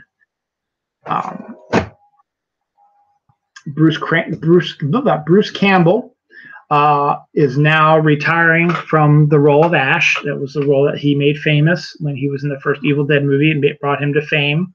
And he did Evil Dead 2 and Army of Darkness. And then I think he even had a voice cameo in the Evil Dead remake. Then he just did 3 seasons of Evil Dead versus Ash TV show on Starz. So he is now retiring the character of Ash, and he will no longer play Ash. So good on you, Bruce Campbell. You are a great actor, and you should read some of his memoirs of Hollywood. They're actually really, really interesting. He's written a couple of them. Actually, he's written 3 of them, and they're all pretty interesting. I'm not going to talk about that because that's interesting. The reason why I named today's episode 70 Years Later is because on Monday, April 30th, my mother turned 70. So without her, I wouldn't be here. So we were going to take her out for lunch or for dinner today because she works on Sunday. She's retired, but she does some little minor work here and there. And then her birthday's on Monday, and we can't do Monday because we've got CCD for the kids and work and stuff like that. So my mom's birthday is Monday the 30th. She'll be 70 years old. Again, without her, I wouldn't be here. My kids wouldn't be here.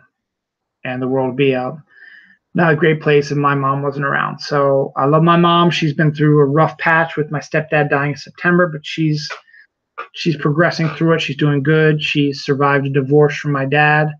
And they still get along pretty good, which is really good. I've talked about my mom a bunch of times before, but I just wanted to mention her 70th birthday is on Monday, and she really doesn't want anything to do with it. I guess when you get to be that age, you really don't care because it makes you feel old and stuff like that, and she doesn't want to feel old. Plus, she just suffered, not suffered, but she lost her husband So she's still kind of recovering that. So we're going to take her out now instead. And she was okay with this. We're going to take her out on May 12th, which is the day before Mother's Day, to celebrate her birthday and Mother's Day. So it'll give her a couple weeks to get used to being 70. So happy birthday, Mom. Thanks for being born so I could be born and I could do this show. Free Comic Book Day. Just want to hit on that real quick.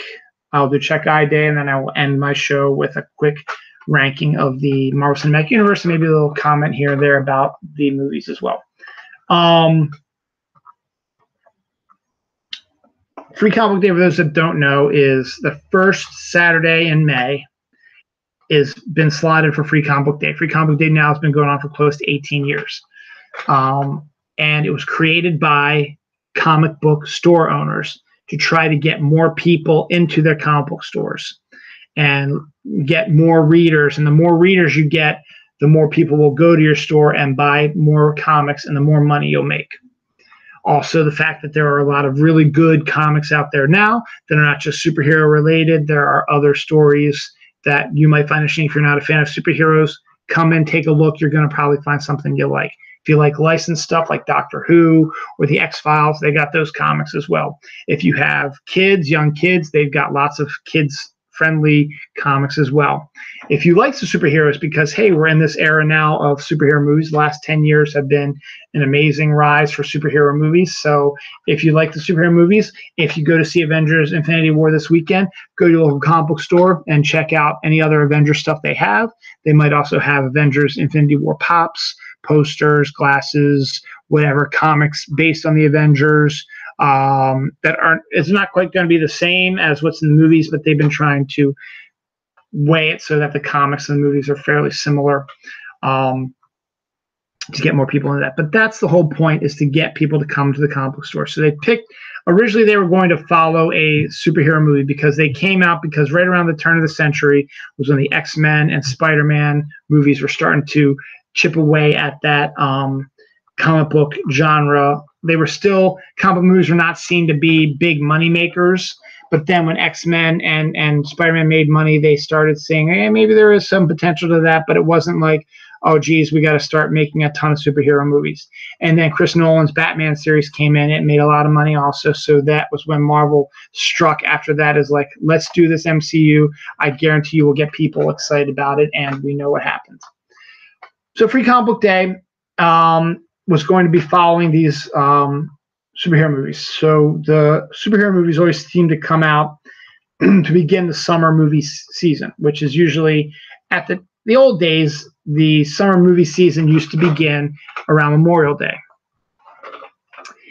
But now, thanks to Twister, which decided to come out the first weekend in May to start the summer movie season, now it's become May. The beginning of May is usually the beginning of the summer movie season.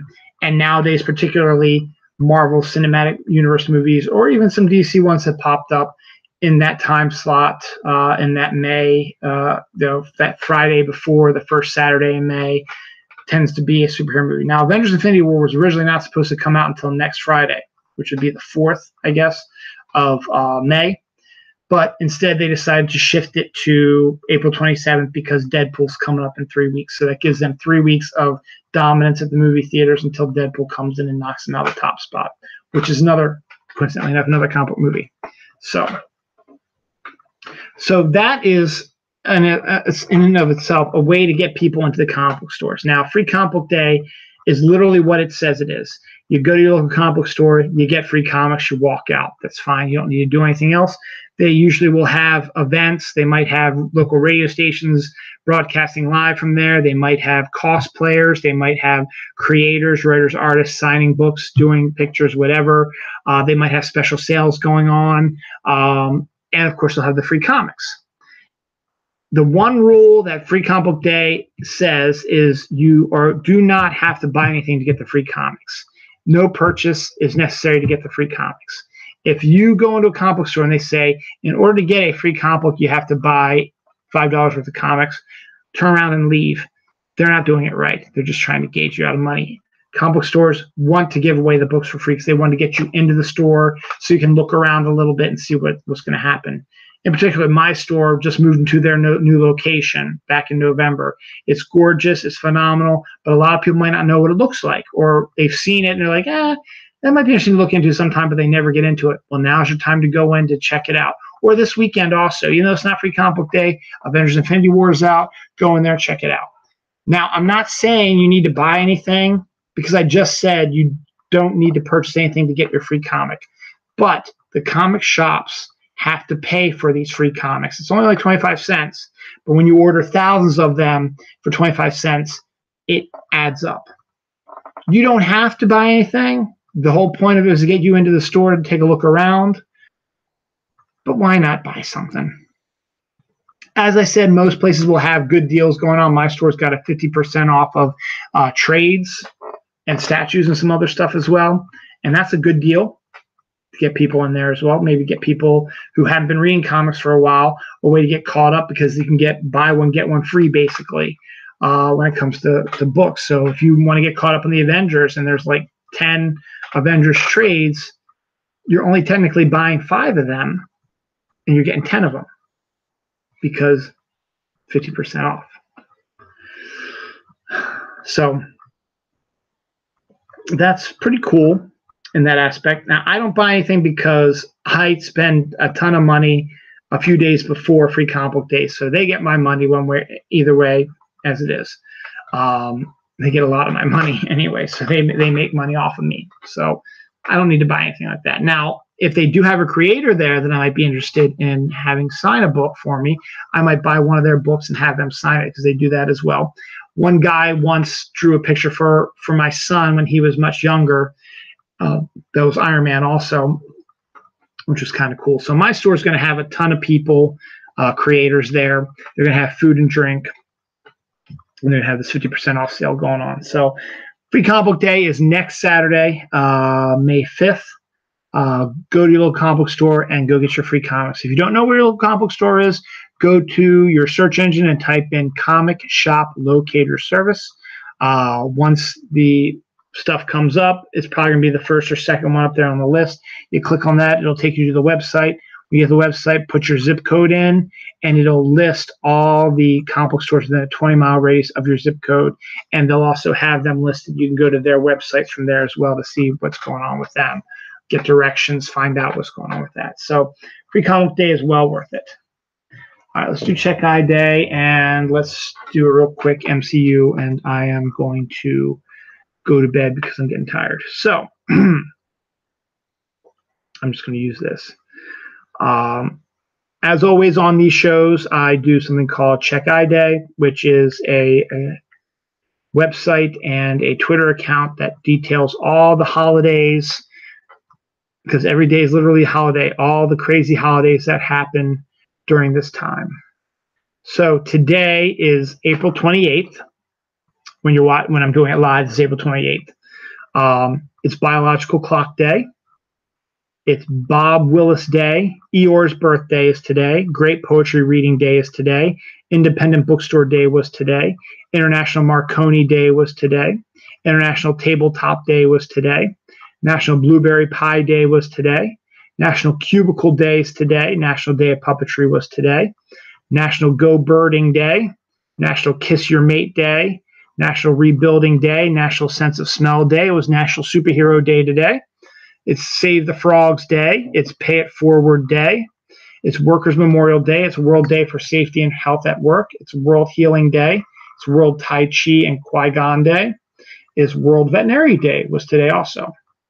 The 27th, which was Friday, was Babe Ruth Day, Child Care Professionals Day,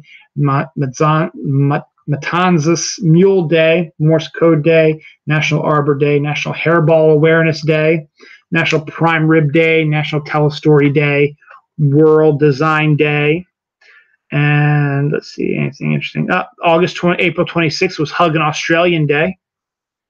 So there's all kinds of weird stuff like that. Now tomorrow, April 29th, we have, let's see if I can find this real quick. It's right after this. It's Zipper Day. World Wish Day, World Pinhole Photography Day, Viral Video Day, Pisakshini Day, National Shrimp Scampi Day. Ooh, I like shrimp scampi. And National Pet Parents Day. It's also National Peace Rose Day, Mother Father Deaf Day, International Dance Day, Day of Remembrance for all victims of chemical warfare. That's all tomorrow, the 29th of April. So if you want to find out more stuff, go to Check I Day, CheckIDay, and you can either do it on Twitter, or go to a website also. So that being said, that's it for the holidays. And just real quick, do I really want to do the ranking of stuff? Yeah, why not? There have been 19 Marvel Cinematic Universe movies. I have ranked them, and obviously it can change over a period of time, and that includes Avengers Infinity War. So my least favorite one, my number 19, is Iron Man 3. The main reason I don't like it is they took a character like the Mandarin, who was the bad guy, who was a big bad guy in Iron Man. It's a great idea for a bad guy. Has 10 rings on his finger. Has 10 rings. 10 rings on his fingers. Each one controls has a different power or whatever. And he used it against Iron Man, where he would, he could shoot. This is snow. This is heat. This is laser. These are bullets. This is wind. So it'd be just all these cool, and he could use all these different things and just use his rings like that. It was really cool, but in the end, they did a terrible version of him. Not a big fan of their version of the Mandarin. Plus, it didn't feel like it belonged in the Marvel Cinematic Universe. I mean, there were some aspects to it that did, but not a big fan of that one. Number 18, I might be a little harsh on this one because I need to go back and see it, but I'd only seen it once, and that was during the time where, leading up to the Avengers release, they showed the Phase 1 movies all in a row, and I went and I watched those for like a 8-hour stretch before the premiere of the Avengers. The Incredible Hulk. Now, the reason why it's so low is because Mark Ruffalo became Bruce Banner and the Hulk in the Avengers after Edward Norton, who played him in Incredible Hulk movie, didn't want to sign on for multiple movies. He just wanted to do one movie and be done with it. He didn't think it was going to become as huge as it was. And to me, it made me think, as I wish Edward Norton maybe would have stayed around and see how he would have handled the Avengers and Thor Ragnarok and stuff like that. But in the end, I think Mark Ruffalo is a really good choice, a very solid choice. I liked everything I've seen with Mark Ruffalo. He's great in Thor Ragnarok. He's great in the Avengers, and he's great in Avengers Infinity War as well. So there's that one. So I might be a little harsh on it, and I might need to see it again. My daughter, this is one of the ones that my daughter hadn't seen. She hadn't seen Iron Man 3 either, because it's like, these aren't really part of what you need to see to get prepped for the Avengers Infinity War.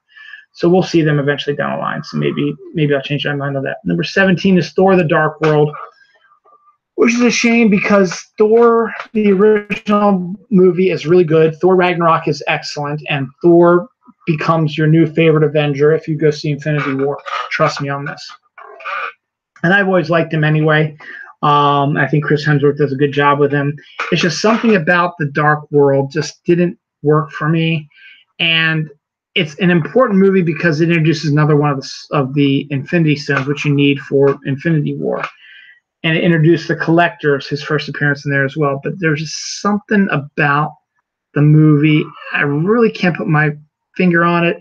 Maybe the fact that Loki was barely in it. I don't know. There's something about it that just, it didn't click with me. So it's okay, but it's not one of my favorites. Number 16 was Guardians of the Galaxy 2. I discussed this with MJ Khan when it came out last year. I felt that the original was fantastic. The sequel, they tried a little too hard to redo the first one with the insane amount of humor and the music and the storyline. And it was great to see Kurt Russell playing the bad guy, and that's still kind of cool because Kurt Russell's a cool guy. but it was just, it just seemed like they were recycling what made Guardians of the Galaxy the movie original and fun in a sequel. And I guess that's maybe the problem with sequels. As you can see, Iron Man 3, Thor Dark World, and now this one, all these sequels are at the bottom because they are not as good as the first one, because the first ones were fairly original at the time, and these are okay. Number 15 is another sequel, Avengers 2 Age of Ultron. This could have been so much better. We brought back the entire cast again. You added a few new characters. You got Joss Whedon back to write and direct it. But what you get in the end is a big mess. Too many characters, not enough storyline to go around to focus on all of them. A shoe-strung, horn-strung, whatever, pushing together Natasha and Bruce as a couple was just not a great idea. They really didn't have much chemistry together. And I think Natasha would be going for someone different than a Bruce Banner.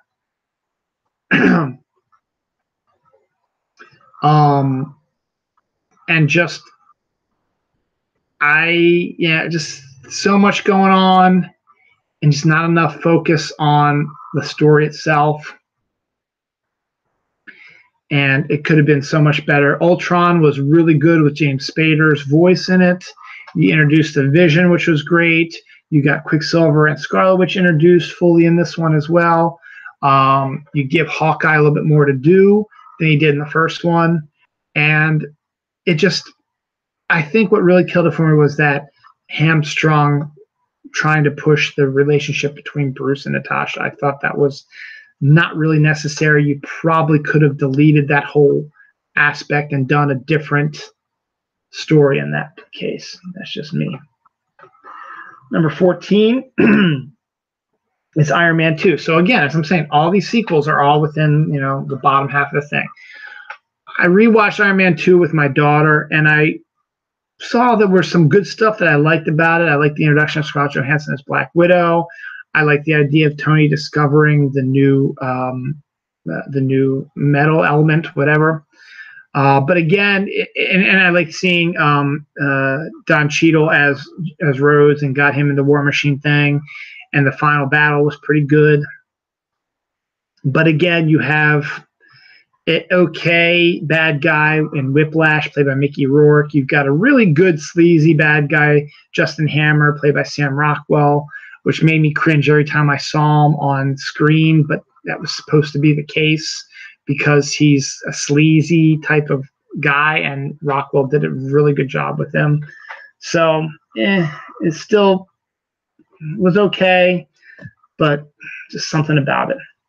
Number 13, we've got Spider-Man Homecoming. Again, maybe I put this one maybe I should have moved this up a little bit because I liked Homecoming.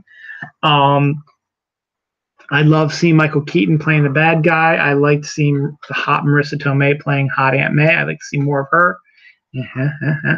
It was interesting to bring Tony Stark in as a mentor for Spider-Man. So you actually got to see Robert Downey Jr. in that one. And sort of, he didn't really have any scenes with her like he did in Civil War, but Robert Downey Jr. worked with Marissa Tomei in a movie before. It would have been nice to see them a little bit more together as well. But this was basically the John Hughes superhero movie, and it works. And it's actually, I probably should have it higher on my list because it actually is a lot better than I'm giving it credit for. But again, I've only seen it once, and it pretty much hit everything just right. And even had some cameos from Captain America as well. So pretty good on that end. Good supporting cast, and again, much like the second half of this, this phase 3, I guess, is what this is, or phase 4, right before Infinity War. A lot of the villains in these movies are more. You begin to start realizing, okay, I can kind of see your point. Hela and Thor Ragnarok, you can understand kind of why she's doing what she's doing. Killmonger and Black Panther, you can kind of understand why he's doing, his motivation is, and it sort of makes you go, it's not that bad. Well, it is, but but it isn't. Doctor Strange as villain he sort of had an interesting viewpoint as well. But regardless, it's still a good movie, and it'll probably move further up again once I watch it a few more times. Speaking of Doctor Strange number 12, I thought it was very well done introduction to the Marvel mystical side to it. It had the right amount of humor and mystical action. And I always get her name wrong. Whoever played the Ancient One was it's not. I always get Carrie. I want to say Kate Blanchett, but I know it's not Kate Blanchett. She did a fantastic job. I can't think of her name right now. She was the witch in the Lion, the Witch, and the Wardrobe. So she was good as the Ancient One, and Benedict Cumberbatch is great, and Wong is great, and Baron Mordo is a fantastic soon-to-be villain, which I really, really like his story. I can't wait to see what happens in the sequel for that one. Number 11 was Captain America: The First Avenger. Again, it's an underrated movie, and I should probably, again, move it up a little bit further, but it's a good introduction movie. It takes place majority of the time in the 1940s, introduced to how Captain America became Captain America, and how he ends up making his way to present day, and also has a compelling villain in the Red Skull. They did a really good job with the Red Skull. Introducing Bucky and Cap's relationship, making a bit more than Ward and Mentor, making best friends instead. And I kind of like that a little bit more in this case. So that was well done on that end. And it's interesting that when you watch that and Wonder Woman back to back, it's almost like the same movie. Almost, not that Wonder Woman stole from it, but it's same sort of time frame. Tilda Swinton, thank you, Scott. Thank you, Scott. Tilda Swinton played the Ancient One in Doctor Strange. So it was just interesting to see, the comparisons where, I mean, Wonder Woman was World War I, Captain America was World War II, but it had similar stuff. So not that it's a bad thing, but it's a good thing. Iron Man, the original, the one that started all in 2008, number 10. 10 years, whatever. Robert Downey Jr. is Tony Stark. The story updates his origin in a very good way, and really grabs you and brings you into the Marvel Universe to begin with. So it's a good introductory film to the Marvel Cinematic Universe, first film, premiere film, whatever. Number 9 is Thor, the original one, and that one also. I really enjoyed that one. Another one that's underrated. Tom Hiddleston's Loki is fantastic. Chris Hemsworth's Thor is wonderful. And the storyline is a good connection between Earth and Asgard. You also get an appearance by Coulson, who is everyone's favorite S.H.I.E.L.D. agent. And it's a lot of fun to see that. And it's a fun movie as well. Natalie Portman gets to play a regular-esque type of character. And Kat something or other, I forget the actress's name again. Yeah, we got Kat something or other, who was in, I think, Two Poor Girls or whatever that sitcom is, Two Broke Girls, and was Natalie Portman's assistant. She's pretty funny in that. Stellan Skarsgård is good as Eric Selvig, so all good on that. And maybe I put this ranked one a little bit higher. Maybe I should put Thor by number 8 slot. But instead of number 8, I put Ant-Man. My son has seen that one, and he enjoyed it. I like Ant-Man. Ant-Man's it's a lot of fun. Paul Rudd is great. Michael Douglas is great. And again, it's getting late, and my mind is getting all wobbly. The actress from Lost, who plays the Wasp, soon to be the Wasp, was great in Ant-Man as well. Just a fun little film, and just really great. Kat Dennings, thank you, Scott, was the actress in Thor. My number 7 is Guardians of the Galaxy. I talked about how much I like that one already. Great score, great setup, and the fact that a group of characters like that made as much money as it did and showed that Marvel could do no wrong. That's a great one on that one. My number 6 is Thor Ragnarok. Just an absolute balls to the wall, hilarious Thor movie with a Hulk appearance as well, which is great, and just a fun film as well. Number 5 is Captain America: Winter Soldier. uh, considered to be probably one of the more important Marvel Cinematic Universe movies because it changes up the SHIELD MO and makes Hydra an even more threatening presence in a more realistic way. And you get to see Robert Redford play a bad guy and introduces Bucky as the Winter Soldier is great. And it's all going to have problems throughout the rest of the MCU. Number 4 is Avengers Infinity War. As I said, it's very shocking. It's got a cliffhanger. It's surprising. It's going to make you angry. It's very Shakespearean about what happened with that. And it's still a great movie. It is epic in scale. It's fun to see all these characters interacting that haven't interacted before. But there's a lot going on, and a lot of bad stuff happens. And it ends on a very surprising cliffhanger, though the final scene teaser end credit sequence is amazing and well worth the whole thing. And it is killing me to wait until next May for the second part to see how this is all going to get wrapped up. Number 3 is Captain America Civil War. You got to see your first appearance of Spider-Man in the MCU, Black Panther's first appearance in the MCU. You get to see the superheroes fighting each other, which you don't really get to see that much. And you get a pretty decent villain in Baron Zemo. It's just a really interesting story. And then a dark turn at the end when Cap and Iron Man face off against each other in a vicious beatdown battle. Number 2, Black Panther. I've talked about this movie a bunch. The world building, the acting, the storyline, all amazing, all fantastic. My number 1 movie is and always will be the original Avengers. Just the scene itself where the Avengers all join together for the first time as we get ready to face the Chitauri. It's a spin shot. Still gives me chills. It gave me chills when I watched it before the show.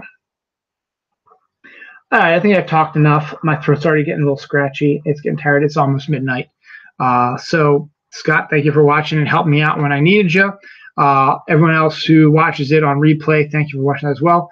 Go see go see Avengers Infinity War this weekend. Go to Free Comic Book Day next weekend. MJ Khan and I are going to try to do an episode next week about Avengers Infinity War, so stay tuned for that. If we can't do it, we'll figure something else out. All right.